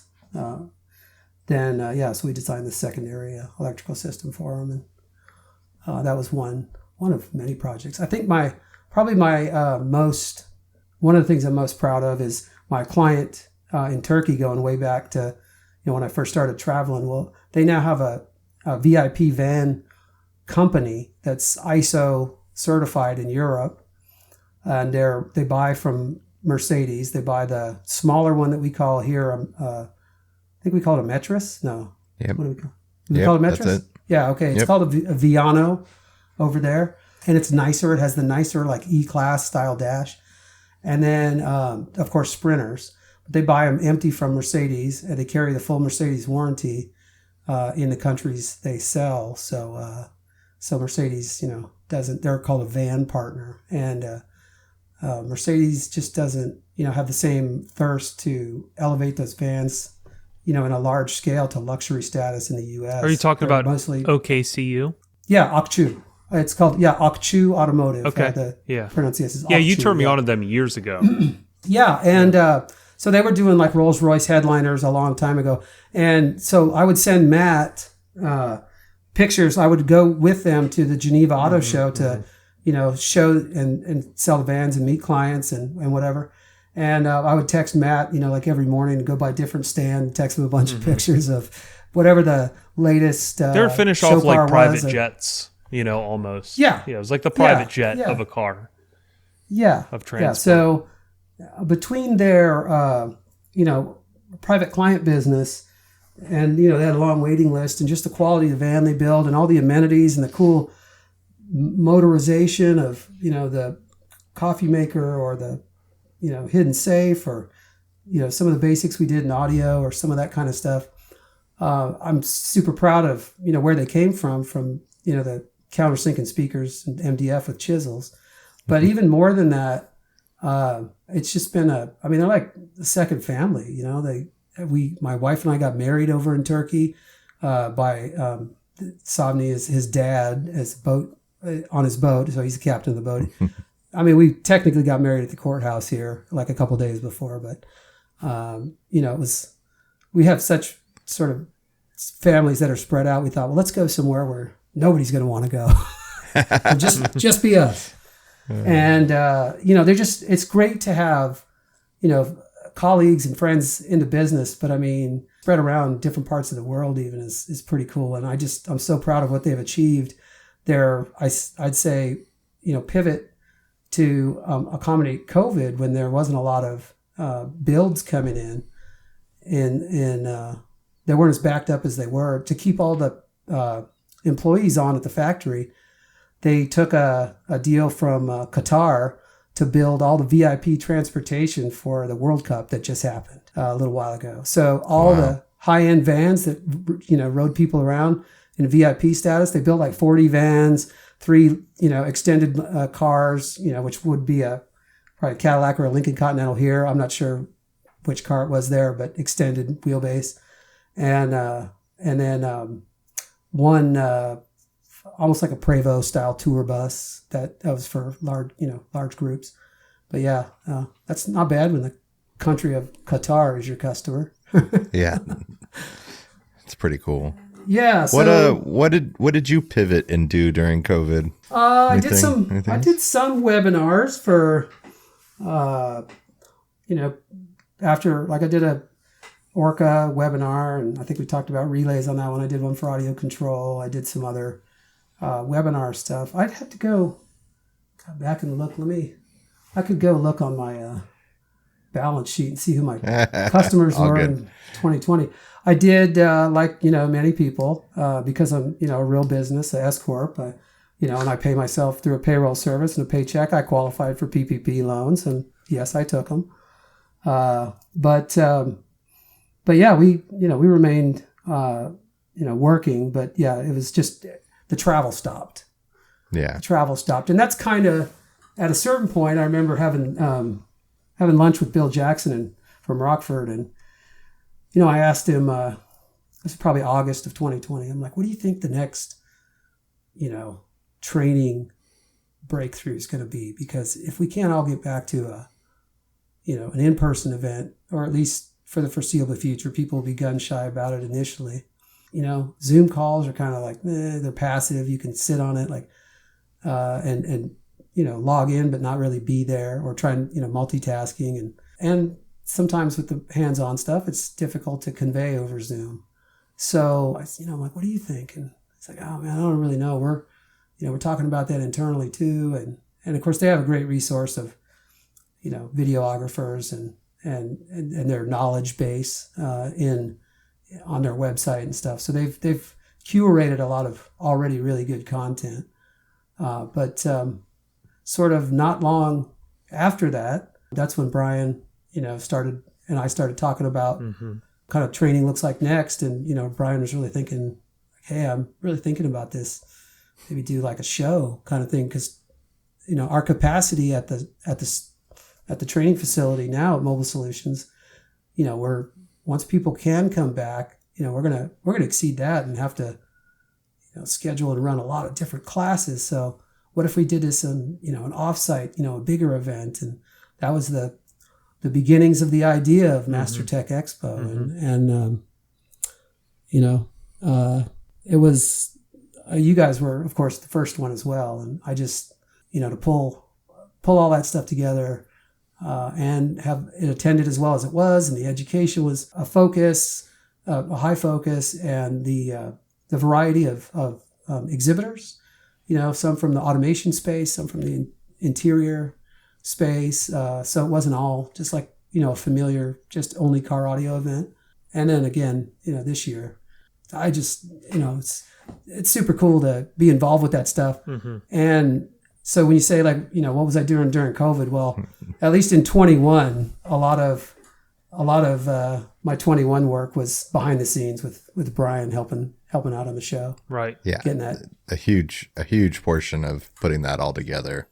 Yeah. No small feat. Yeah. And that was my first event after COVID, I believe. But my reaction, and I could probably speak for everyone else that was there, the reaction wasn't because we were back at an event to be like, wow, this is so cool and different. It was just so cool and different. Right. Yeah.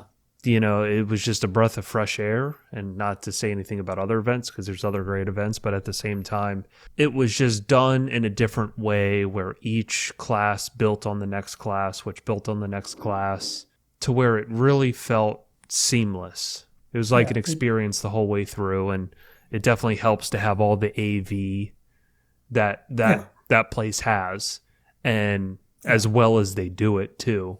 Just very immersive and cool, and again, it's just a breath of fresh air. And I know that, even the first year with our slideshow, you had already put together at least a base of a slideshow. So I can't imagine how much work you put a lot of time into that, especially that first one. Yeah, but it's, again, you're kind of like, I myself was, voicing out loud in, early in COVID or in the summer of COVID in 2020, like, I know training is going to be different. I just don't know how yet. Yeah. But what can we do to be proactive, get out in front of it, maybe suggest something that I was thinking more, maybe something of a, an online something, or, something that could kind of circumvent before you can come back to an in-person event. But the way it turned out, and the sort of the time that we had to really kind of work on it and work through ideas that this makes sense and there's a space for this, and as more manufacturers, exhibitors got wind of it. I think, so people were excited to be back to a show, but something different. I think that's the expectation was, okay, how's this? Are we just picking up where we left off, or is it different? Oh, it's different. Next year, fucking Gary's going to be dropping through the ceiling tiles like Indiana Jones with our first presentation. I don't know about that. Did you listen to our Master Tech recap episode yet? Yes, I did, actually. I don't think I finished the very end of it. But you heard about how Gary did his presentation and came in all wacky with the lights off at the back of the room. Yeah. We had no slides. We had like one slide of, T-ball, stairs, a puppy, like just stuff to keep people on their toes. Well, don't worry, we're getting out in front of it, and for the guys like you and Gary that are busy, I'll be around to help get something started based on your outline, and then we can work on it. But we'll have just longer time and more communication in the process to just make it better. That's always the goal. Is as great as it really is.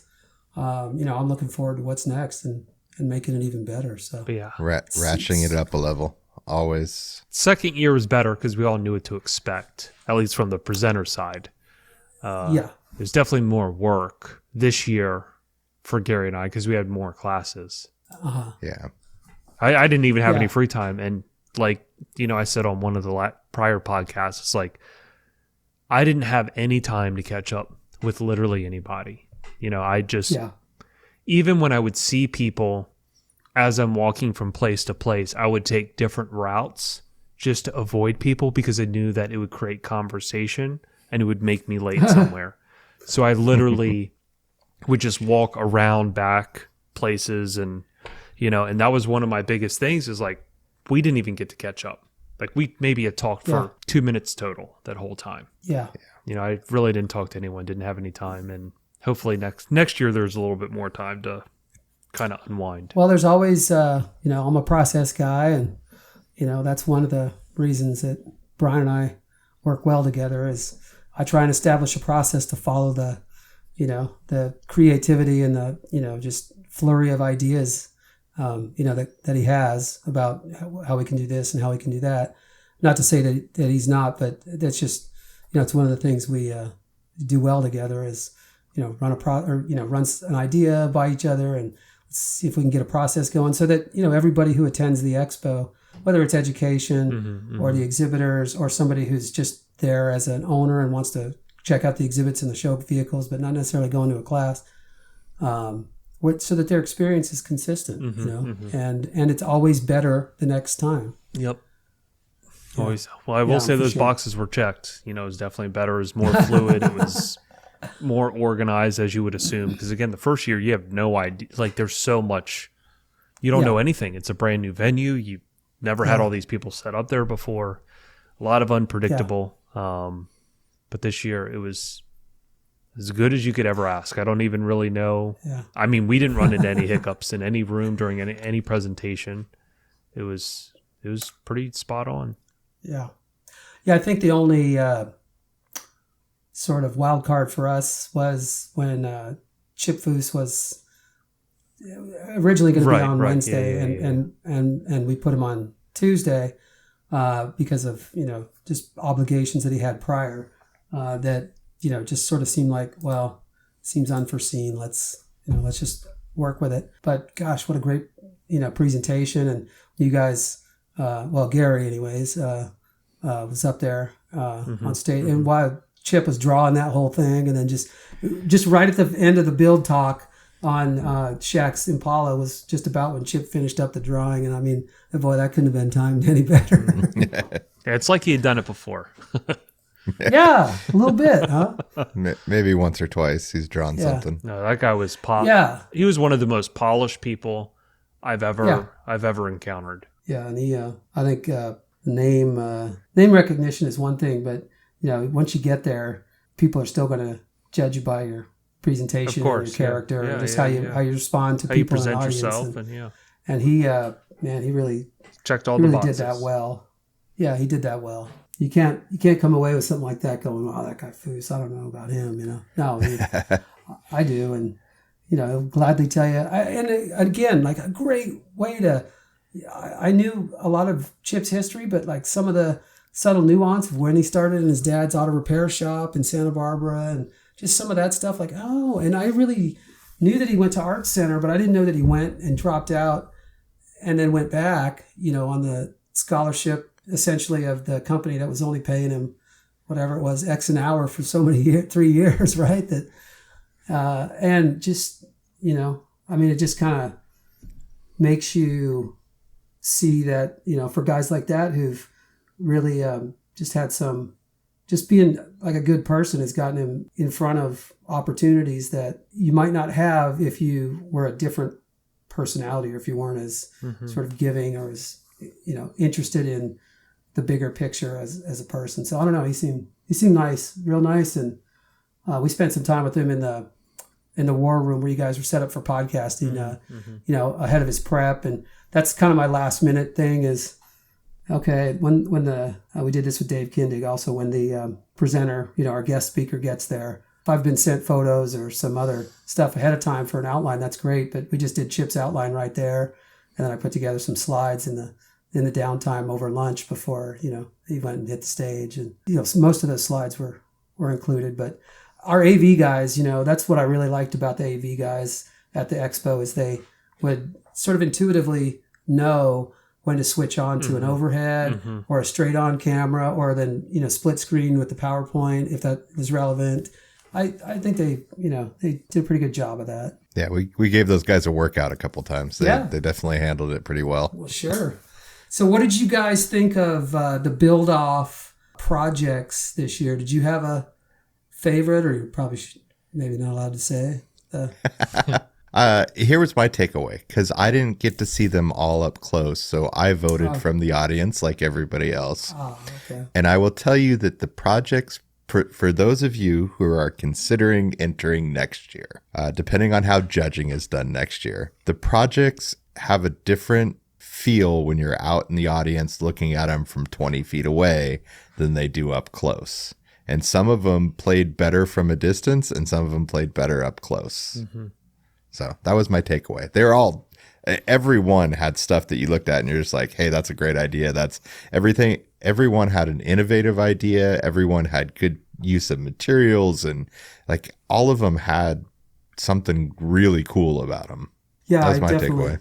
Yeah, I definitely. I think the big picture on the build off to me is, there's guys participating on a team who don't work in the same shop together. Right. And again, kind of this, having been through all the solutions and the training and of course just, developing a lot of their craft and talent on their own as well. They seem to share a design language that allows this to get done in a 3-man team in several hours. Yeah, and you have to have random trust in people. Because like I remember when, Gary and I were doing the console, it's like, you handle that? Okay. Like, I expect you to do what you're saying you're going to do, and he expects me to do what I say I'm going to do. And I say next year we do all golf carts. Oh, no. 3 golf carts. No. I'm pretty sure the last time that happened, that was a very bad idea. Yeah. Didn't Gary say that? I'm pretty sure I did at least 100 times say this was a terrible idea. Terrible idea. Yeah. So Gary, when he was sanding those side skirts, I remember I walk in one morning, it's like 6 a.m. Gary's on the ground in the dust collection room, or the paint booth. You mean the paint booth room, and he's laying on the ground grinding these side skirts, and he looks like. I don't know if you remember the movie The Sandlot, but he looks like Timmy and Tommy when the vacuum blows up. He's just all white. And I don't even think he had a respirator on. And I just look at him and I said, "Oh no, you're just saying you did." Did you have the spray booth running where it was pulling? Yeah, it was. But I mean, it was. I think he was laying towards the fan, so all the air was blowing towards his face. Yeah, I'm pretty sure it was a 5-inch Makita grinder and an 18 grit pad. Wow. Okay. It was. I will say we got gnarly. A lot done in those days. I mean, it was pretty. Yeah. Even with the hiccups. I mean, we made the whole body. It's not even like we just built some stuff for it. I mean, the whole body was made from scratch for the most part. Yeah. It was wild. Yeah. This is a terrible idea. Yeah, I remember the pictures.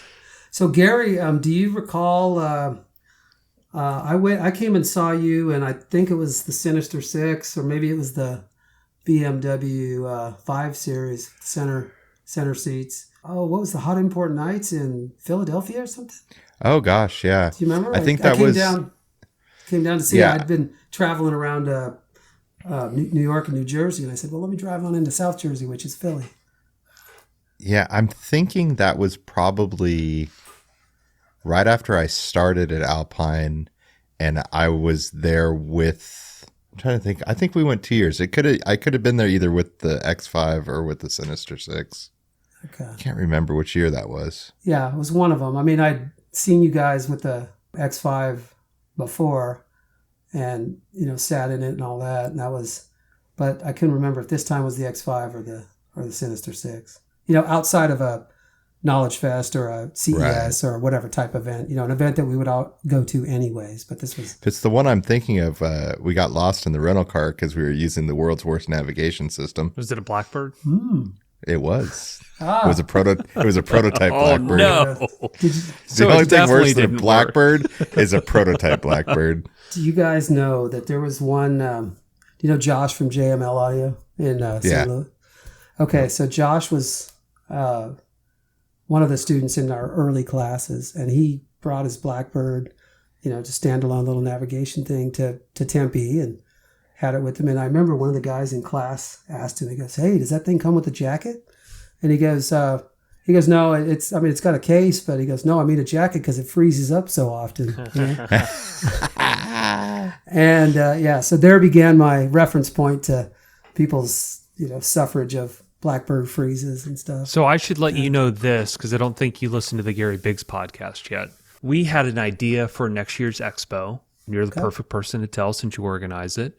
There's an idea that we had in the Biggs podcast, because he has so much vintage car audio equipment that's like brand new, mint condition. So if we could set up somewhere that is just like, I don't know if you want to call it like a Hall of Fame or just like whatever, but it's a bunch of people bringing in stuff that they have that's like the original equipment of everything back in the day, right? So blast from the past, you see all the old school equipment right there in front of you. I mean, it sounds like Gary Biggs can supply the whole entire show. I think Doug Dobson could supply a lot of that too. Yeah.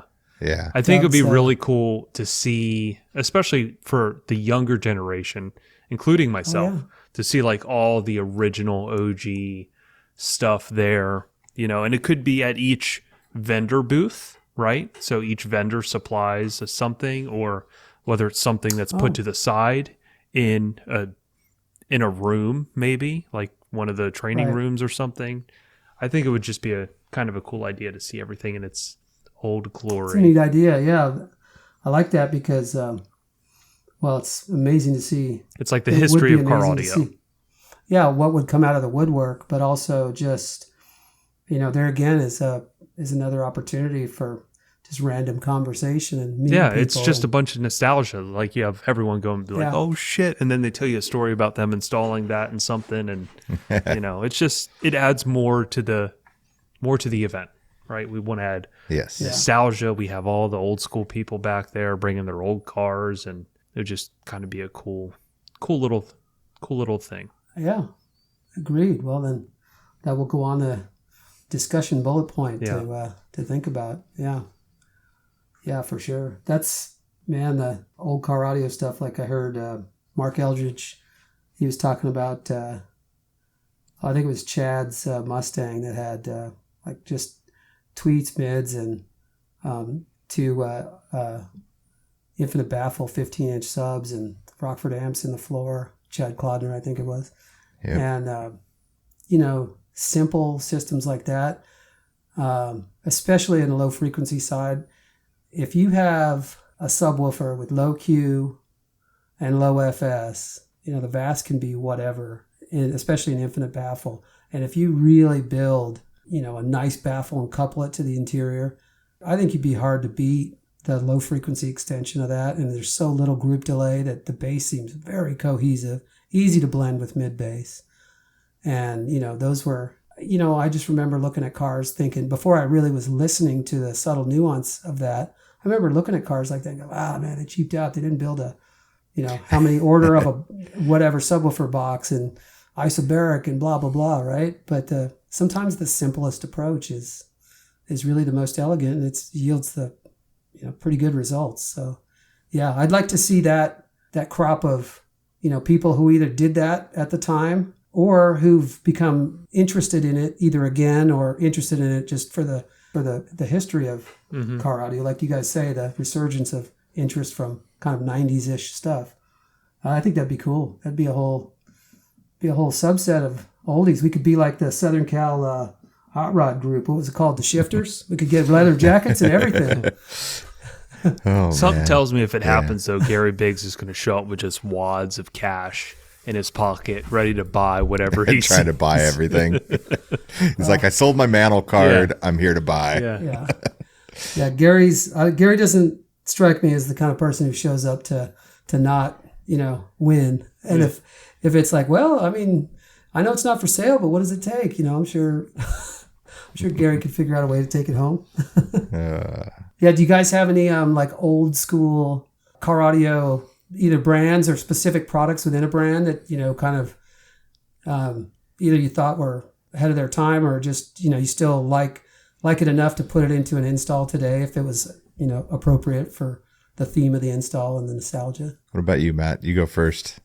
I don't know what's old school to you. Yeah, I'm not suited to even answer that question. What was the first? I'm going to switch this real quick for Maddie then, since he doesn't have an answer. Okay. What was the first really high-end product that you ever installed? So the like first, that when you were handling it, you were like, holy crap, this is the first super high end job that I did was a Porsche 911 Turbo S. And it wasn't even that old as far as the equipment goes. It was like the original, but it was like more when they came out. It was like the original Utopia B with the big crossover. And we used the Focal Class AB amplifiers in that. Like they had one high end amplifier at the time. That. Yeah, they weren't great. They were not great. They were terrible. And that was like right when the Audison Bit 1 came out, which we started with Audison, and then there was like a mute chip problem. It was a weird issue with the Bit 1, and then shortly after, or a few years after, we switched to Moscone. But that was the first like big scale job with big scale fabrication. But from an equipment standpoint, like those Utopia Bs, that was like the first big, like before that, obviously I installed like old school Zapco amps and, just stuff everyone else runs into. But nothing on like that I would say is like, okay, this is a legitimate full build with fab and really high end product. I'd always installed random MB Quartz or Boston Pros or like all that type of stuff, but it was never in a full like, okay, this is going to be a legitimate build with high expectations. Yeah, I think some of that stuff is nostalgic. I remember my first full Zapco Symbolink system. Yeah. So I've installed those and crossover stuff. Definitely the first time I put a Mac radio and amps in a car.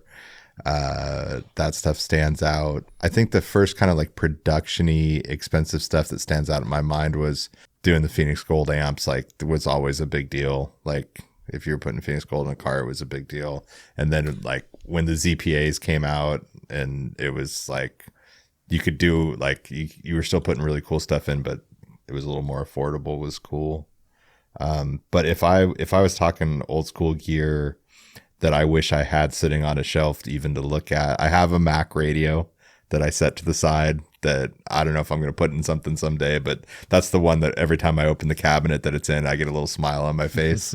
It's just a 406 radio. I think Carlson owns the majority of them now, but having a 7909 would be nice. I do have some F1 gear I would trade towards a 7909 if anybody listening wants to trade.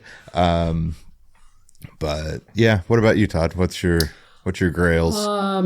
I think if I associate, with the nostalgia, it would have to be the, Rockford Power 300, Power 650 days. We were putting a lot of those in. And although I didn't like, the thick-stranded, what I'd called airplane wire for power and ground, and they didn't have quick disconnects, and it was, soldered to the board. There was speaker fuses in those, which we would always, solder over and eliminate the internal fuse and fuse it externally, just so it was serviceable. But nonetheless, the big fan cooling, the chrome or gold or colored covers that you could get. I mean, eventually, the second gen Power 1000s with the spectrum analyzer in it were, a little more refined for sure. But I always associate, big power with that kind of stuff. We were never an Orion dealer, but the Orion HCCA series, the red amplifiers, they performed, man. They put out a lot of juice for, what was, a fair size amplifier, but not like a skateboard. And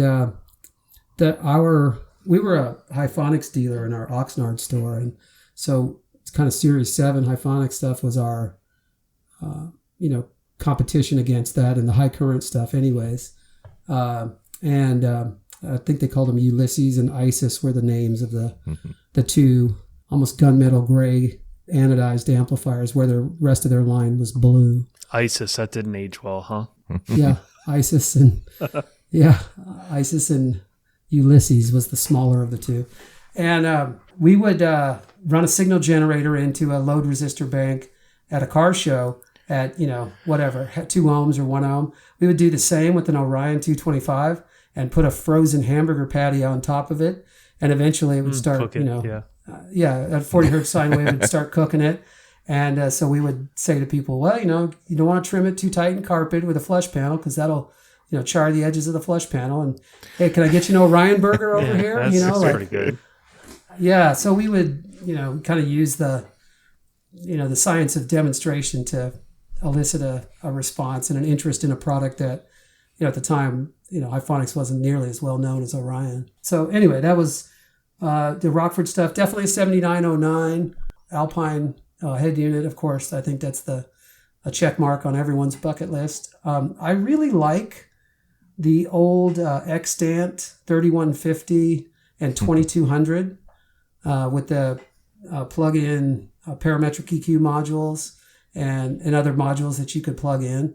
Those were beautiful amplifiers, and I think they performed well so long as when installing them, you didn't strip the wire over the top of the open amplifier circuit board and have all the, frayed wire fall into solder channels on the circuit board. That happened a little bit.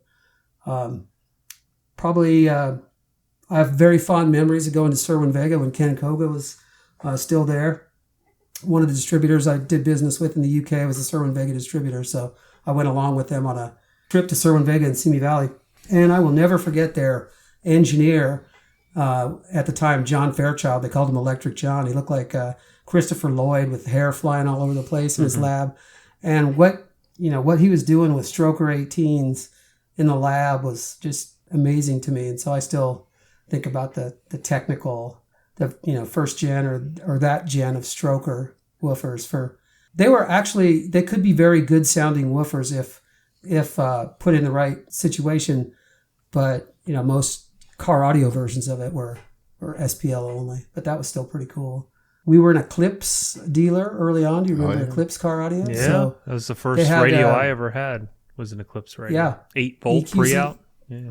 Yeah, EQZ 300 was the very first one with, at the time, a DSP processor that is essentially, it emulated venues like stadium and club and all that. Not all that great for early DSP, but then their second gen EQZ 301 had a hideaway DSP unit you could connect a CD changer. So there's two things daisy chained through that port, which was pretty cool. But in later years, probably the gen you're talking about, Matt, the Eclipse radios got better, higher voltage output, all that. I really did like the second gen Rockford RFX radios, the ones with the black soft touch buttons. Yeah. Soft touch buttons and not the white hard touch buttons. In a time when a lot of the displays were going digital and you could have your Dolphins and your Spectrum Analyzer flying across your Pioneer or whatever Panasonic removable faceplate radio, these Rockford ones were just sort of more to the point, and I don't know, I kind of really liked that. That fit well. But just imagine, even back in the day, well, my dash lights are orange and this lights up green, so people were changing individual bulbs and there wasn't programmable illumination. I mean, that would be a different time. Yeah, but speakers wise, also Dyne Audio. I did another one of my Turkish distributor client, Akçu Automotive, was a Dyne Audio distributor, and so we went to the factory in Denmark, the speaker factory, but also they have a separate factory for the cabinets where they would match the grain and all that stuff. And let me tell you, some of the reference systems they had up there, that really opened my eyes to good reference audio that was at a level, cost-wise, that I realized, like, okay, I guess I can't really identify the difference between, $100,000 and $200,000 in an audio system, a home audio system. The size of room it fills. That's what the difference is. Yeah. But we always did really well with Dyne Audio speakers in terms of, the sound quality result, two-way. Mostly we were doing two-way stuff, but we did some three-way stuff. But the tweeter at the time was the big D28 tweeter with probably a 3-inch size front aluminum baffle plate on it. And the magnet was almost as big. So the actual dome tweeter itself was, about 25 millimeters or an inch. But to get that tweeter into places where it looked good and then also sounded good was difficult in some cases. But God, I love the sound of those. And there's been so many speakers since, like KEF Uniqs. There's guys in the UK putting those in kick panels, and man, it sounded great. The coincident source, Uniqs. Mm-hmm. Did KEF ever do a Uniq in a car speaker? I don't know. Not that I know of. Yeah. So too late to ask Andrew. Yeah. Yeah, but I have some nostalgia for some of that old stuff, and I don't know, good times when, like I said, some of the best moments are pulling in your own driveway in your own car with some of that gear in it, and you wait till the song finishes, or you go through a couple more songs before you shut her down and walk in the house, that kind of stuff, or take the long way home on purpose. Right. Yeah. I think the first cut of audio gear that I had in my Eclipse when I was like 15, 16 years old was the Audioban Flames series. Okay. Oh, gosh. Oh, it was Flame awful. amps, they had a lot of those chrome flame speaker baskets sitting around over in China. Both of those. Audioban crashed and burned. Yeah. Hard to sell a proprietary flame speaker basket. But Yeah. Wait, what was the story with that? Weren't they? Oh, the recent story. Yeah, weren't they peddling drugs through the equipment? Yeah, and it turned out that it was the original dude from Audioban was involved. It was a bunch of Audioban gear that was like packaged up and being sent. I forgot where it was being sent. It was like a drug ring. I think it was Australia, I thought, wasn't it? Yeah, something like that. And inside the speaker enclosures and stuff, it was all packed with drugs, and it totally got caught. Yeah. And he's in jail now. Shouldn't have done it in the flame. The flame. I used to work for his brother. Don't be so flamboyant, man. Just put it in a little brick amplifier. Yeah, Customs were probably looking at these flame things being like, wow, this is cool. Look at this. And they're like, hey, wait a minute. Is that powder? I think that if there was one dude that knew car audio, he was the dude that was like, hey, look, nobody wants Audioban anymore. Yeah. Something's got to be up with this. Yeah, right. Yeah, and then I took out the Audioban shortly after that, and then I switched to Polk Momo. Oh, nice. I had all Polk Momo in that, and then my Lightning, because I worked for Circuit City, and Polk Momo, I mean, they had the best accommodations. It was like, you pay 15% of what the sheet is, and it was almost like free gear.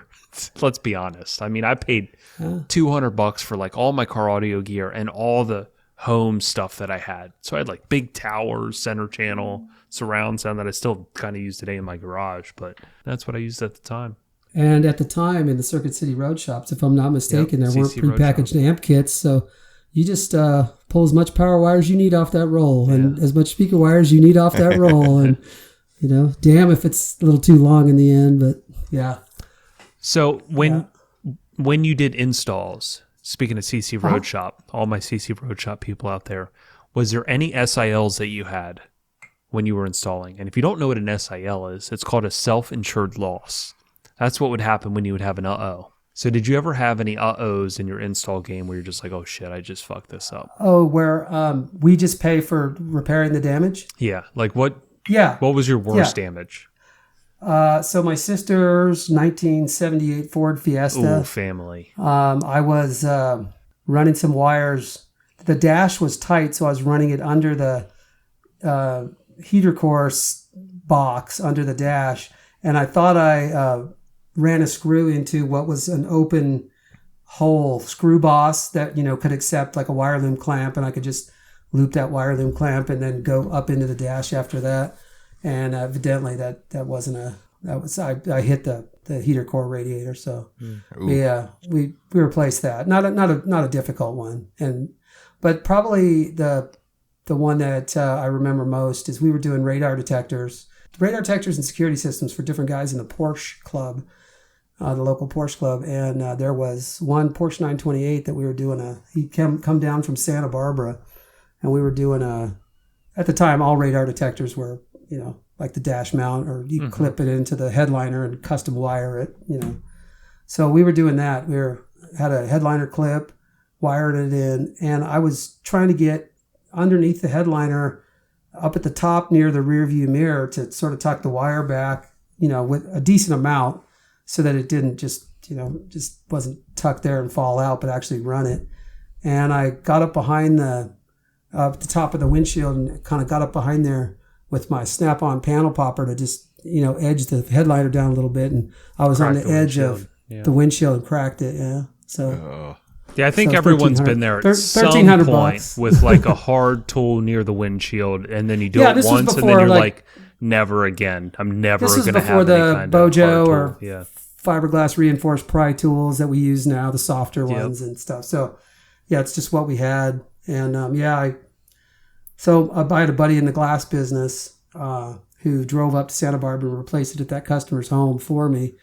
And then, so it's good when you do have the self-insured loss to, have buddies in peripheral parts of the automotive business to be able to call on to lessen that blow a little bit. What about you, Gary? What was the worst of the worst? I think I told this story. The only, and I'm knocking on wood, SIL I had was, I don't remember the model that it was, but it was the BMW.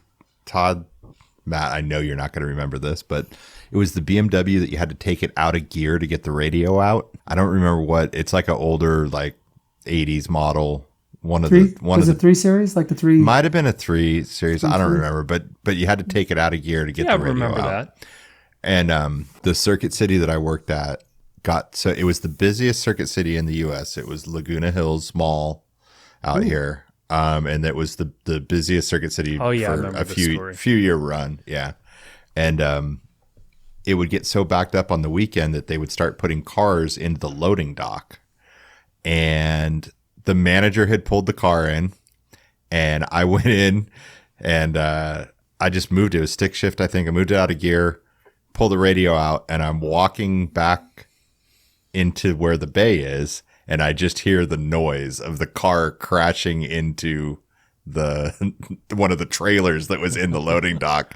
And it was bad. And so, the process was supposed to be that when you parked the car, you put it in park, you pulled the emergency brake. Well, I didn't check the emergency brake, and apparently it was not on. And just me getting out of the car was enough to give it the push to go rolling into the trailer. And it caught the A-pillar, broke the windshield, just put a tiny little scratch in the A-pillar on a Sunday, and we were able to have the windshield replaced before the customer picked up the car, and we told them what happened, and they were like totally okay with it. And wow, thanks for replacing the windshield, and don't worry about the little nick. And so it ended up not being too bad. But when you hear that noise as you're walking away from a car, you're like, oh, that can't be good. Yeah, and there was a lot of stuff like that with manual transmission cars where you would, okay, so we don't want to, I'm turning on and off the ignition to check for ignition or some other circuits in the car while you're testing for what was then, hard wire-to-wire connections and security systems.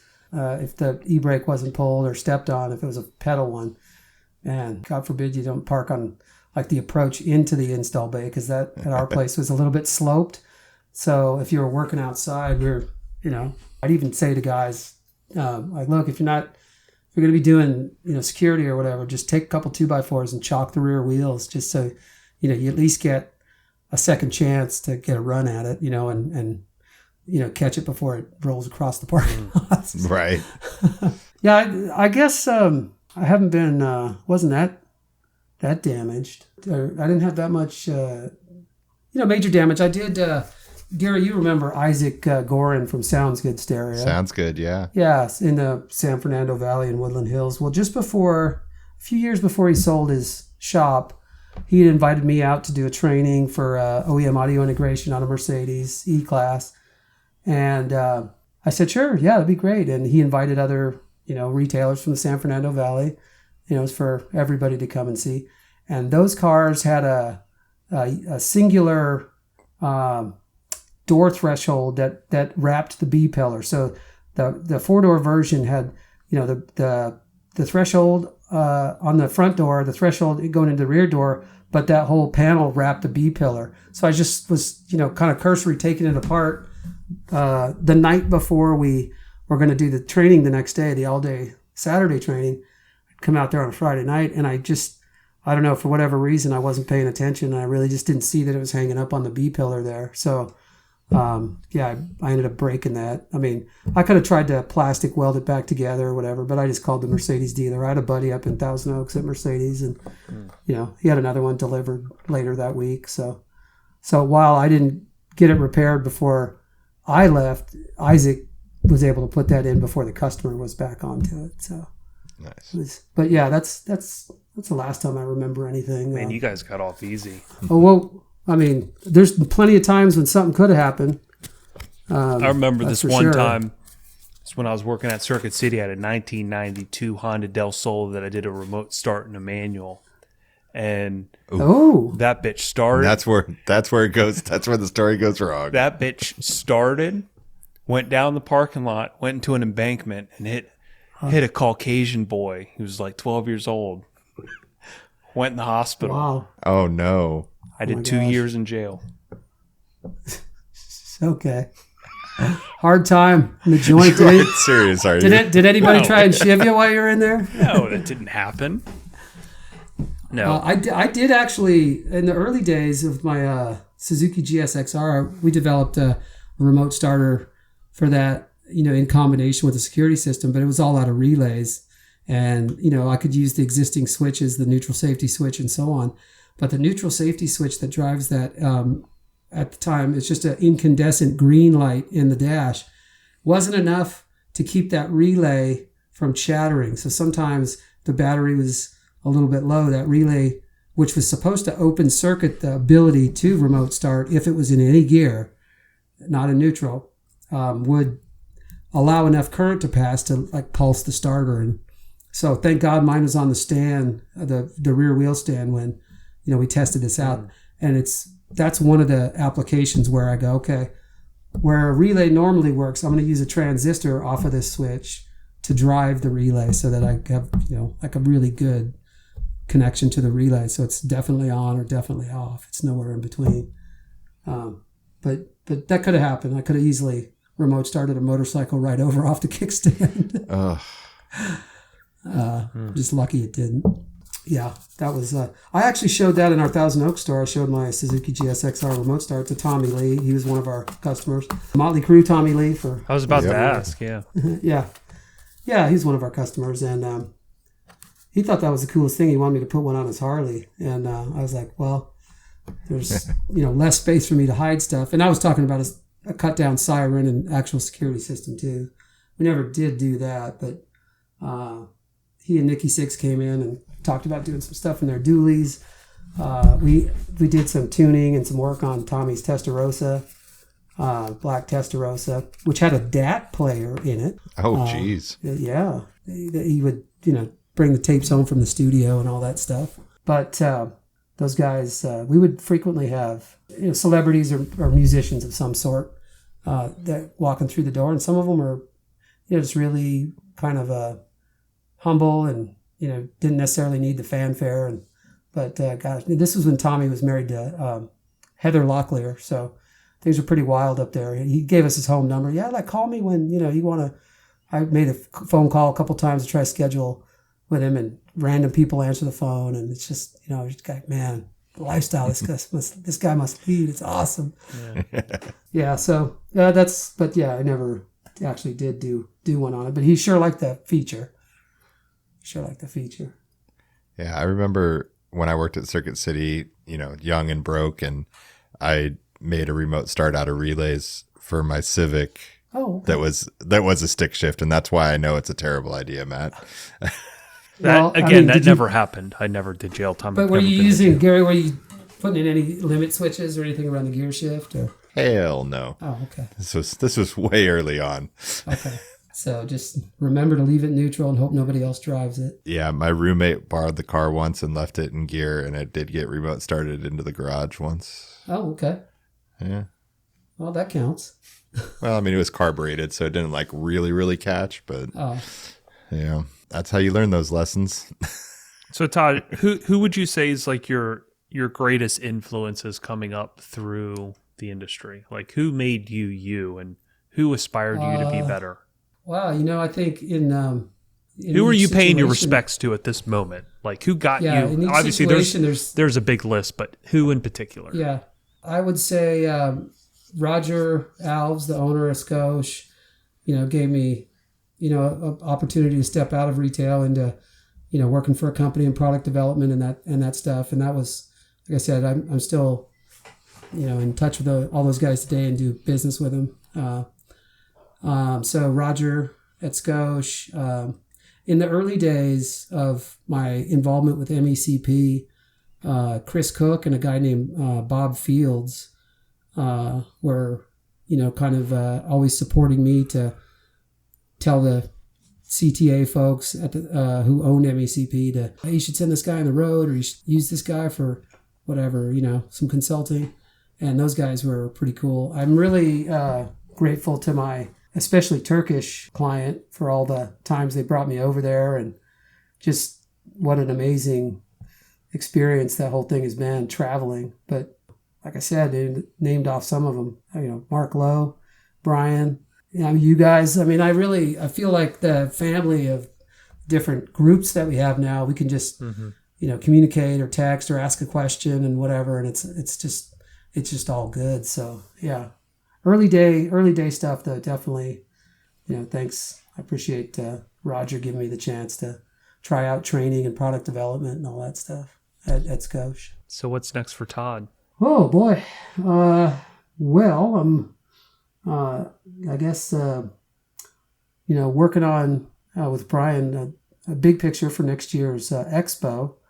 I do have a project that I've shelved just temporarily for a big audio manufacturer was going to be, I shouldn't probably say what it is, but anyways, it's a small project, but nonetheless a project with their marketing department, and I'm looking forward to that when I can pull it back off the shelf. And outside of that, I getting back out on the road and doing some traveling. Seeing some faces again. Spring and summer, I'm going to get out on the road and then, may or may not do training. I don't know. We'll see. But, get back out there and visit some shops and see some people again. And, we've kind of got parts of the marked off for places to visit. So that'll include Boston. That'll include South Florida. That'll include couple visits to Texas. That'll include back east where my wife's from, south of Pittsburgh. Probably one or more to California. So that means, I'll warn Gary now. I'll be out there. Holla. But yeah, I mean, that's what I have, sort of right now. Nothing I would say that's probably longer term than, next year's expo. That's it's about as far out as you can kind of look and see, like, hey, what are we going to be doing here? But there's plenty to do on the expo. That's super exciting. Yeah. Yeah. Already wheels turning from what I understand. Oh yeah. Yeah. So that's next big thing is really not a big thing. It's just the next what's going on, what's happening right now. What about you guys? Is there any stuff that you haven't already talked about that's you're hoping, 2023 ends up like this, or shows me, the next evolution of this, or I'm buying a new machine, or I'm, learning a new skill set, or my microphone. I see Gary muted. Yeah, Gary muted us. If you can find the time for that, The answer to that question is yes. Nothing I can talk about. Okay. Well, I'm not too proud to pick up a broom, so if any of you listeners, I happen to be in your area and come see you, then if the shop's dirty, I'll sweep. Yeah, Todd will organize your shop. I don't mind. Oh man. Nice. So, demo tracks. Oh. Give me some demo tracks. What is Todd throwing on in his 2-seat car that Judy wants to get a great experience with?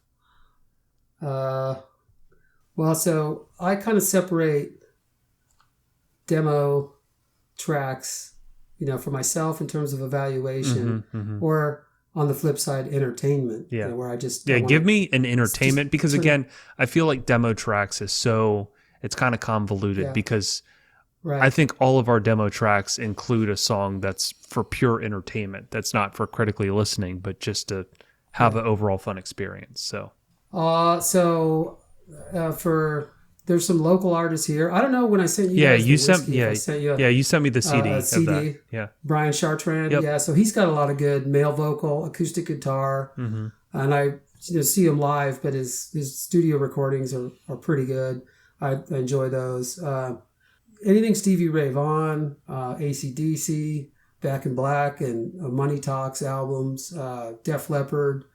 some of the newer stuff, like that's entertainment. I guess I would default to my wife. I've got some stuff I've downloaded on my iTunes of popular songs that were fun to listen to for her, because she'll be the first one to tell you. Although we're only about 4 years apart, she identifies me as old.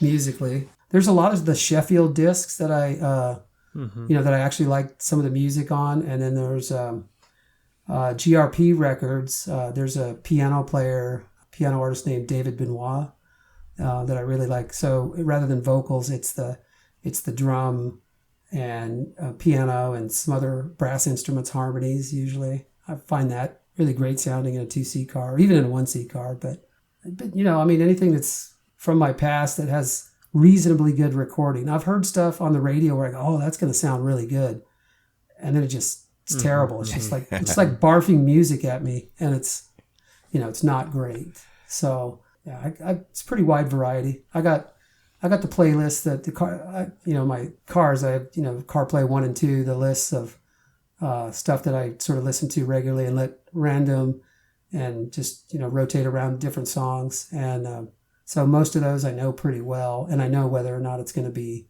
something I want to listen to more to get maybe some critical knowledge of to try and enjoy it as an evaluation piece of software. But I have a ton. But you guys definitely have a broader range of, I think, stuff on your list already, and I'm wide open to all that stuff. I really enjoy hearing stuff for the first time that sounds great, where you just go, God, what is this, man? And so open to it. Here's another question: music. Who would you like to see on a future episode of the podcast?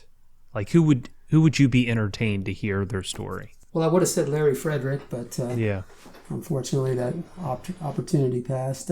Richie and Ferreira, maybe. Ooh, might be interested in Rich. He had quite a run out of cartoons in Boston, right? Yep. Rich's cartoons. He was, among those in early IASCA contests presenting, white glove, presentations to the judges. Did you guys have Wayne Harris on?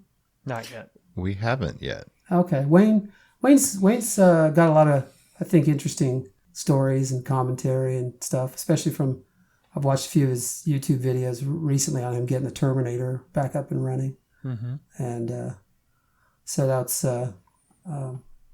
one. Always interested to hear. Wayne's got a really interesting history. What else? Cats? I think Cats would be a good one. Yeah, I was. It's funny. Cats was trained by Rich. You know that, right? Yeah, Cats, and that's what I'm saying. That's I'd like to get back to the. It's funny. I feel like our minds are syncing up like routers, because when I first asked that question, I was just thinking of random people, and I'm like, oh, we haven't had Cats on yet. Yeah. Yeah. Cats, and he was like the only person that I thought of in that respect. I'm like, oh, we haven't had him on yet. Yeah, so when I think, I'm kind of thinking to myself regionally, like I'm kind of going around to parts of the country and going, oh yeah, who do we know up there that would be an interesting guest? So since you have a couple years even on me, like anybody else from those early days? Well, stands out as. I think Ron Trout would be a good guest because he was so integral in the early Rockford RTTI development and the perfect interface, install related products. And Ron's got, a lot of great history, and he's interesting. He's fun to talk to just socially, Who else in early days? I mean, I think, Richard Clark and or Dave Navoni, those guys, still, what they did back then was just opened a door for a lot of us to think differently and, gain more fundamental knowledge to be able to then experiment in ways that were hopefully, shifting positively and not shifting like away from our sound quality goals. There's another guy who I think might be interesting, Jerry Cave, who used to be a regional sales manager at Rockford and then was international, handled international part. There's 3 total international sales managers, and Jerry has a great bunch of stories about how he got into car audio or home audio. He's from Iowa, but how he got into the business, and then eventually went to work for Rockford and all that, but traveled the world with car audio distributors, and traveled with, Mark, and traveled with Greg Cobbs, and traveled with Brian, and all that there's stuff. another one. Greg We should Cobbs, have Greg Cobbs. Oh, yeah. Yeah, Cobbs for sure. He can give you the most dirt on, the level of Brian's mullet before Mark Lowe took him to get a haircut. That's a great story. But I can't fault it because, I You had the same I haircut. also- Yeah. yeah. Yeah. Am I allowed to use, I'm just going to use air quotes right now. Am I allowed to use those pictures in the promo for this episode? Yeah, I've sent you some pictures of me and with my mullet, or like when I was in the UK. Like I had a pretty strong mullet when I was living in the UK in the early 90s. What magazine was that from? I've sent those to, I think I sent those to you, Matt, one It was time. either Car Stereo and Security, or there was two print magazines in the UK at the time. I think it was Car Stereo and Security. Because this was the one where we were wearing all our airbrush T-shirts, and we called ourselves Team Hard Ass, and we were, we made the ugliest looking SPL cars, but all I told the students was, look, it's got to be functionally correct and designed well. How it looks, I don't care. And so we would have, unfinished MDF with, like a V-shaped wall of 415s and an Escort station wagon with Optima batteries and high current earthquake amps, and an umbilical cord to the Pioneer CD player that went out to the outside. And we were just, beating people by all kinds of dBs. And then we would drink beer at the shows and just be rowdy, and kind of like the typical, we were playing into the loud, rowdy American stereotype. Me and the other guy took over, my assistant, John, at the time. And God, they just loved that, man. The UK guys just loved it. And we enjoyed doing it. That was a fun time. So in all your training and with all the information you've had to put together for manuals and all of that, you've had a pretty good view of installers and knowledge levels and all of that. Where do you see that side of training going in the future? Like from the electrical side and the interface side and all of that. Do you have a vision of what the future is for that stuff? And are you still researching? I'm still researching. I'm doing a lot of research on, EVs, and, not just working on them for audio, but working on them in general. A colleague of mine owns local auto repair shops here, and in their industry, the independent auto repair specialists, they are, just like some of our retailers are a little gun shy about getting into DSP. Some independent automotive service shops are a little gun shy about, offering services for fully electric vehicles. Because, of lack of training, or we're already busy just doing, the good old gas cars, the bread and butter, or, what have you. So kind of working on that, it's just a sort of a longer term project, get more immersed in the EV market, and, understanding service wise, because I think, once these things fall out of warranty, you're really just like any car, you're kind of maybe looking outside the dealership for your service opportunities. And if that's replacing a piece of electronics, then maybe that's a place we can partner with those independent repair shops, or if that's, them doing repair and maintenance or whatever. I mean, those cars still need tires. They still need, brakes, not maybe as frequently. They still have, light bulbs and creature comforts in there and all that. Outside of that, I think that training in general is best consumed in small bites that have a beginning, a middle, and an end in terms of what you're going to talk about, presenting that, talking about what you're going to talk about, and presenting some, if it's not case studies, some visuals, whether it's hands-on or some other, like, we took apart this car and this is what we found here, took apart this one, so you can maybe base some general assumptions on a certain topic, and then an ending where it wraps up and you can review all the stuff that you talked about, but it's a small enough snippet of bites that, the retention for the person, doing that section of training is consumable. It's just not like too much. Yeah.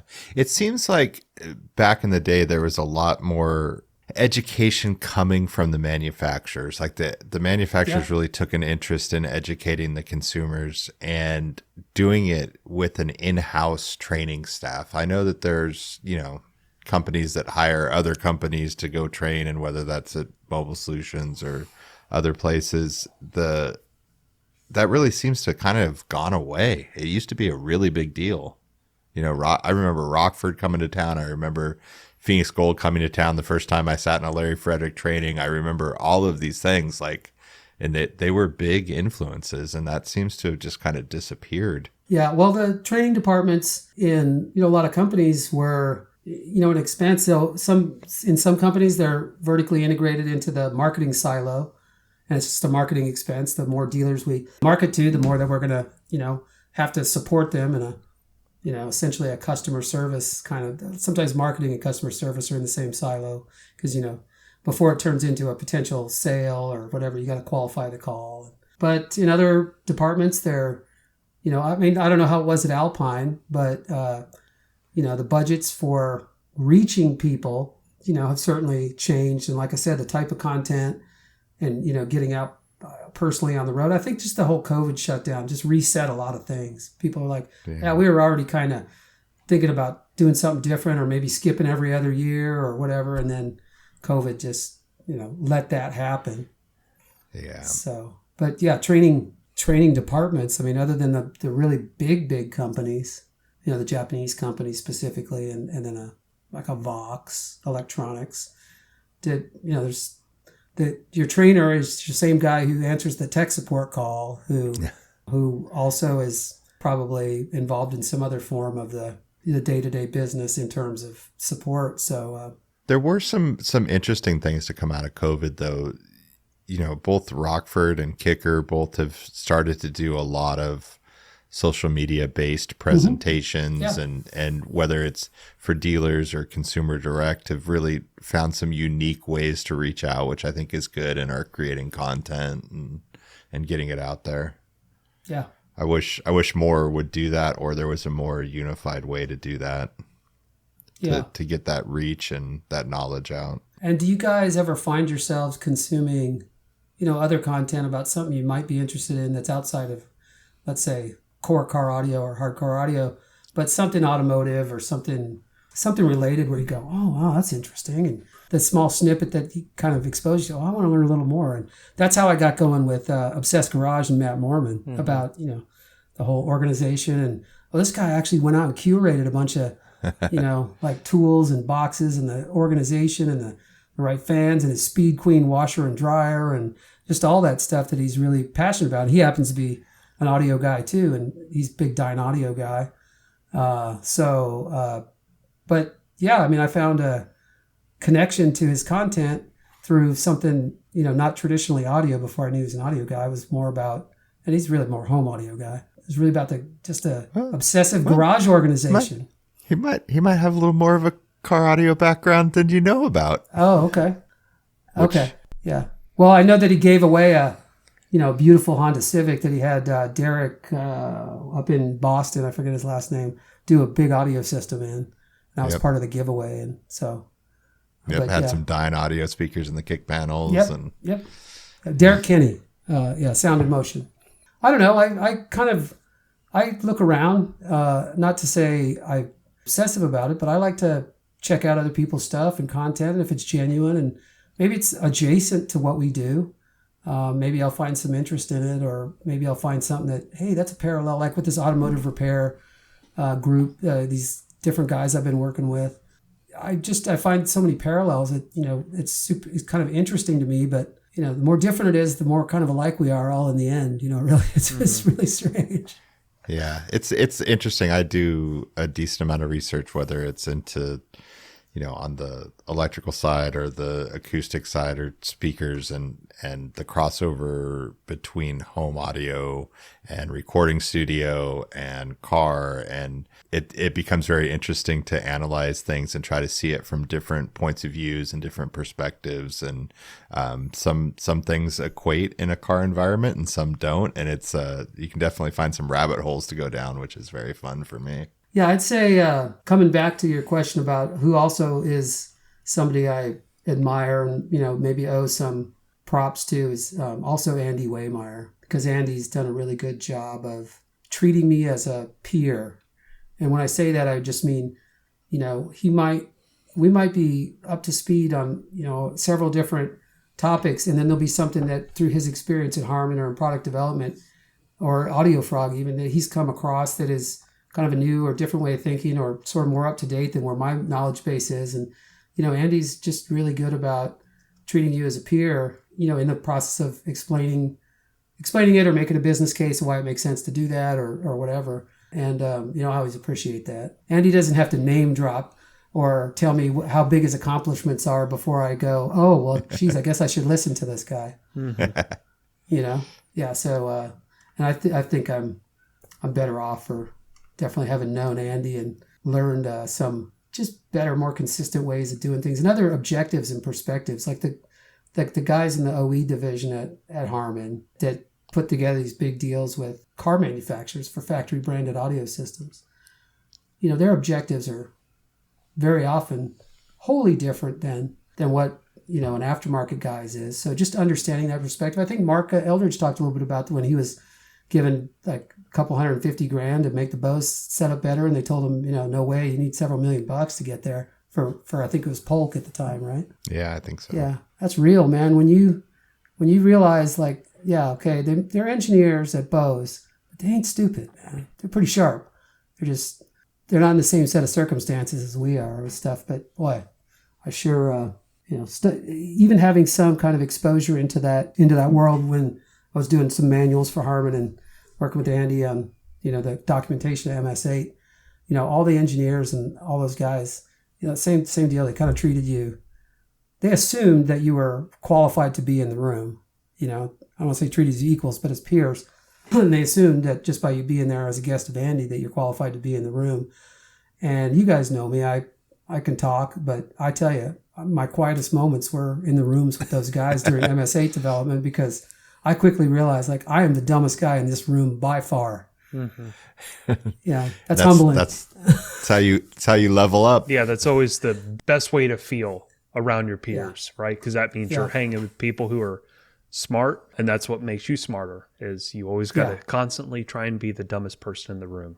Sounds weird, but it's the truth. Yeah, for sure. Yeah. So to reciprocate that, when I go visit, like, I don't know, I guess I should have mentioned over COVID that I took on the SEMA high school vehicle build program, where SEMA buys vehicles, either Jeep TJ Wranglers or third generation Toyota 4Runners, furnishes them to the school through an application process. And there were 10 schools in that season, 5 4Runners, 5 Jeep Wranglers. And then SEMA helps arrange interested SEMA member companies to donate the products to customize, And so largely these are supposed to be kind of exposure for the high school kids to the aftermarket industry, whether or not they want to work in it or maybe just someday, be a consumer in it.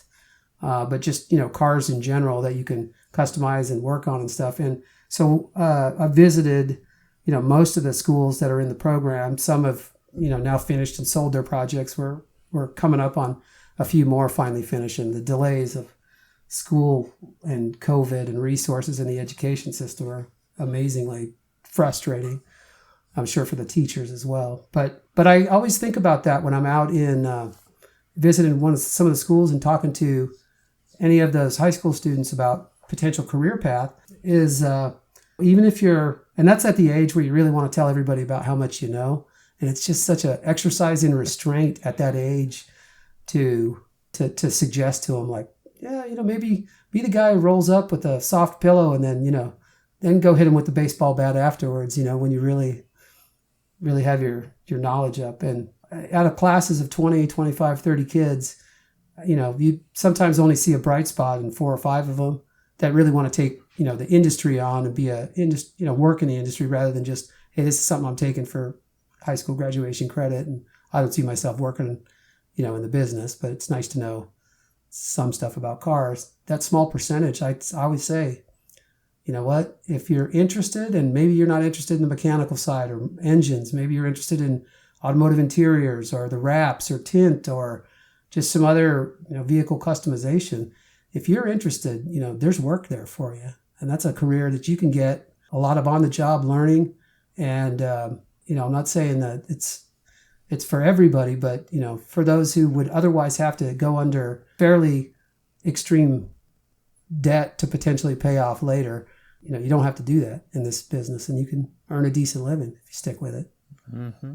And I'm a big fan of STEM education, vocational schools, or programs within a school that gives a vocational option instead of making everybody prep for a 4-year college that they may or may not know even what they want to do. Mm-hmm. Well, I guess I'll get a liberal arts degree and see where that takes me. Okay, well, you let me know how that goes. Yeah, so I just think about the very often when you're at this point now presenting and doing training with people about paying it forward or giving back or just presenting things in such a way that give people like an eye opener of, oh wow, okay, I could really do this for a living, and wow, look at that cool stuff. And it's very similar to how I talk to people outside the industry about the expo just as an event. They're like, wow, really? So there's big enough business. I was just at my attorney's office yesterday, and I was telling him, about that, and he's like, really? I'm like, yeah, there's not only a big business for audio upgrades, the level of cars that you see, and I was kind of alluding to Matt and Gary. I mean, you have everything from the hardcore enthusiast to somebody who's just bought a brand new car and 20 or 30,000, for the appropriate audio install is not a problem. They're shipping cars in from out of state and, in some cases out of the country. And just, it's a very niche business, but if you specialize in it, you're so far ahead of the curve that don't call yourself a stereo shop, you call yourself a specialist. And so there's guys not even in the industry who want to come to Expo next year just to check it out. Yeah, it's definitely not just a car audio event either. That is the core of it, but the combination of like just from the all around fabrication side and the interior guys that come, and it's a pretty well rounded group. And the automation too. So you can not be in this industry, but you could be in some other industry that utilizes automation. And then, while you're like, oh man, look at the stuff they're 3D printing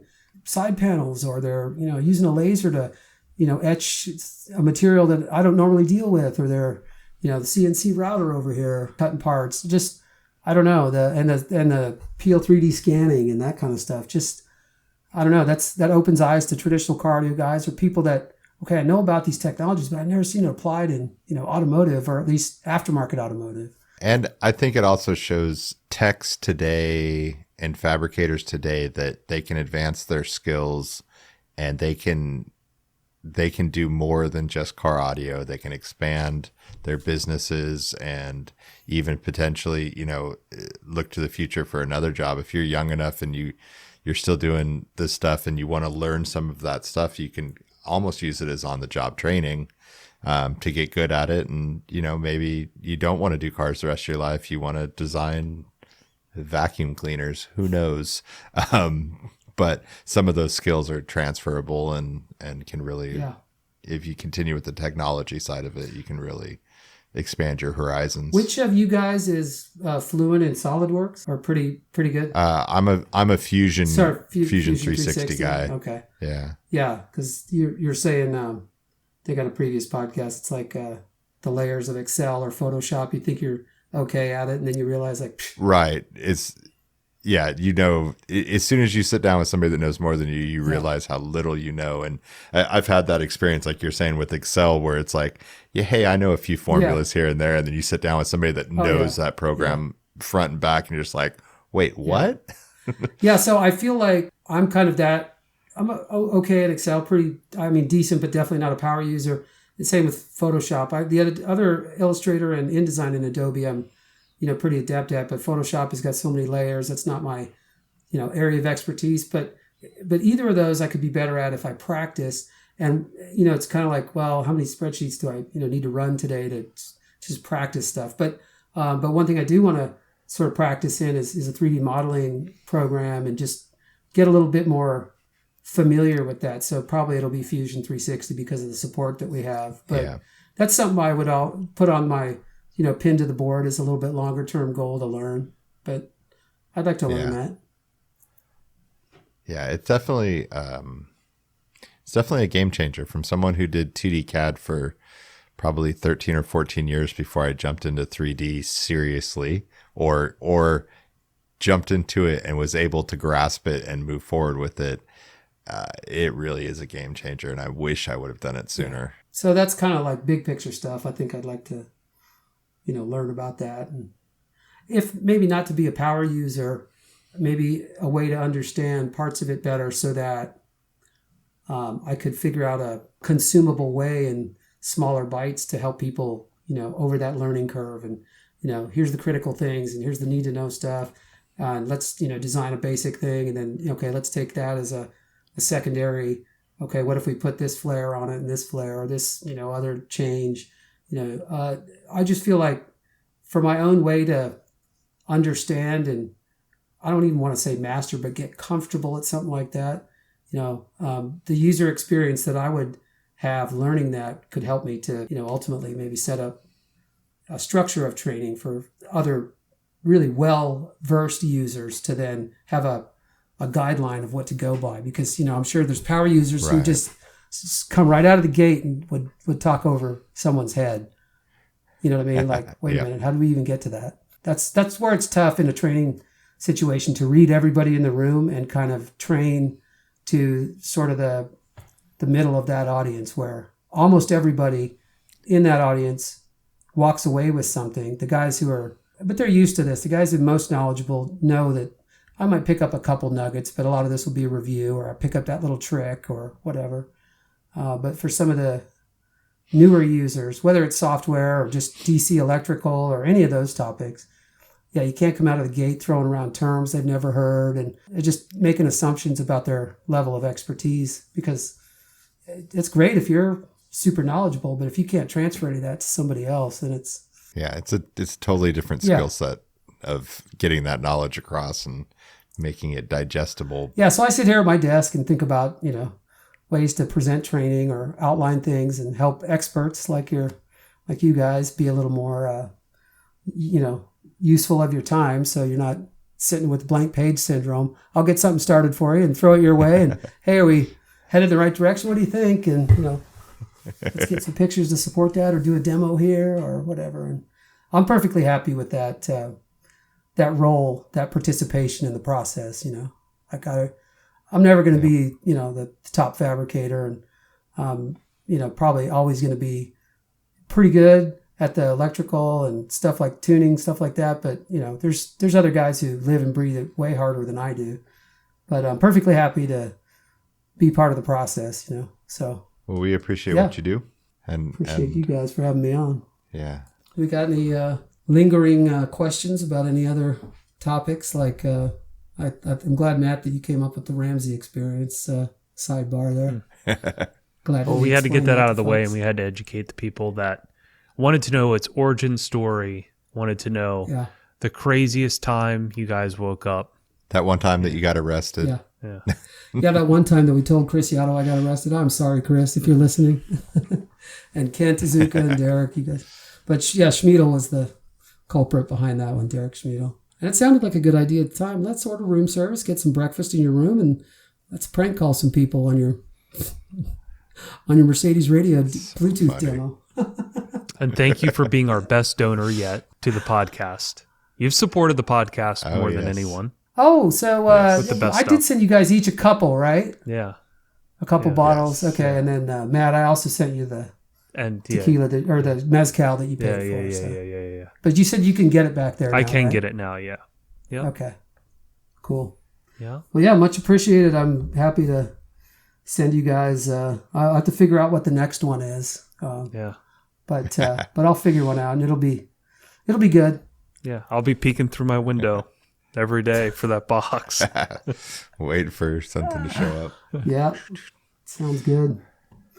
All right, glad I got to enjoy my 12-year whistle pig with you on this podcast. Yes. Nice. I'm a little bummed I didn't bring mine home. Nice. Well, there's always other times, or the next live event where we're all, maybe gearing up for another Ramsey experience. You never know. There you go. Next time I'll see you is probably going to be next year at the expo, most likely. Well, you never know. Like I said, when we're traveling back east and making the rounds to different, spots. Good thing about the East Coast where you are is I'm probably going to be, near there within a few hours of a drive. So that doesn't. Delaware is always tough because it's like right in between two airports. The nearest airport is an hour and a half both ways. So we're right between Philly and right between Baltimore, right? So it's not easy. Yeah, and there's just 3 exits. So if you miss one or two of them, you might. Yeah. Down the I-95 anyways, right? Isn't there about 3 exits? Yeah, so we're quite a ways from 95, but yeah. You and Pate are hard to get to. Yep. Yeah, Chris Pate, if you want to go to College Station, Texas, you have to be going to College Station, Texas. It is not on the way to a major city. If you're going in between major cities like Houston to Austin, you could make a pass through College Station. Same with where I'm at. Go that route. You have to intentionally drive to me to come see me. It's not like on the way to Maryland from Pennsylvania. Like it's not you're not driving by. Yeah. That's the least efficient way to drive by. Yeah, well, I've heard you talk about the, proximity to the beach and all that stuff. So it's a fun still spot. Got to be a lot of good food. Pluses. Got a nice patio out back that we can hang out and have some drinks. All right, sounds like a date. Yeah. Well, yeah. So nice. we appreciate your time. Glad we could make it happen. And yes, very much. Cool. Glad it's finally done. The audio is good. What? Yeah, and I had one more question. I noticed that on the intro to the podcast, when the Frank Sinatra returned, it's running a little faster tempo. Mm-hmm. And is that for it's a mixed reason? song? So the whole song's mixed. Okay. It's not the original song. It was mixed by a person from the United Kingdom, and their name is Prolete R. That's what you would search for it. And I stumbled upon it trying to find oldie music that's current hip hoppy. Something that sounded like a Red Velvet Wall in a steakhouse. Yeah. And I came across that track, and it was between 2 tracks, and I really love that track. And then I sent the dude an email, and I was like, hey, can we use it? And he was like, yeah, no problem. Oh, okay. Cool. Yeah, so that's where it came from. It's a sped up version that's mixed. Yeah. Okay. Yeah, I wondered if that was related to copyright use, where if you speed it up, it's technically, the same song, but not the same, right, presentation of it or whatever. Right. Yep. Yeah. Okay. Well, that was the question. So as you played the intro on the way in, and as you play the outro on the way out, then now everybody knows. Yep. All right. So run the outro. Cool.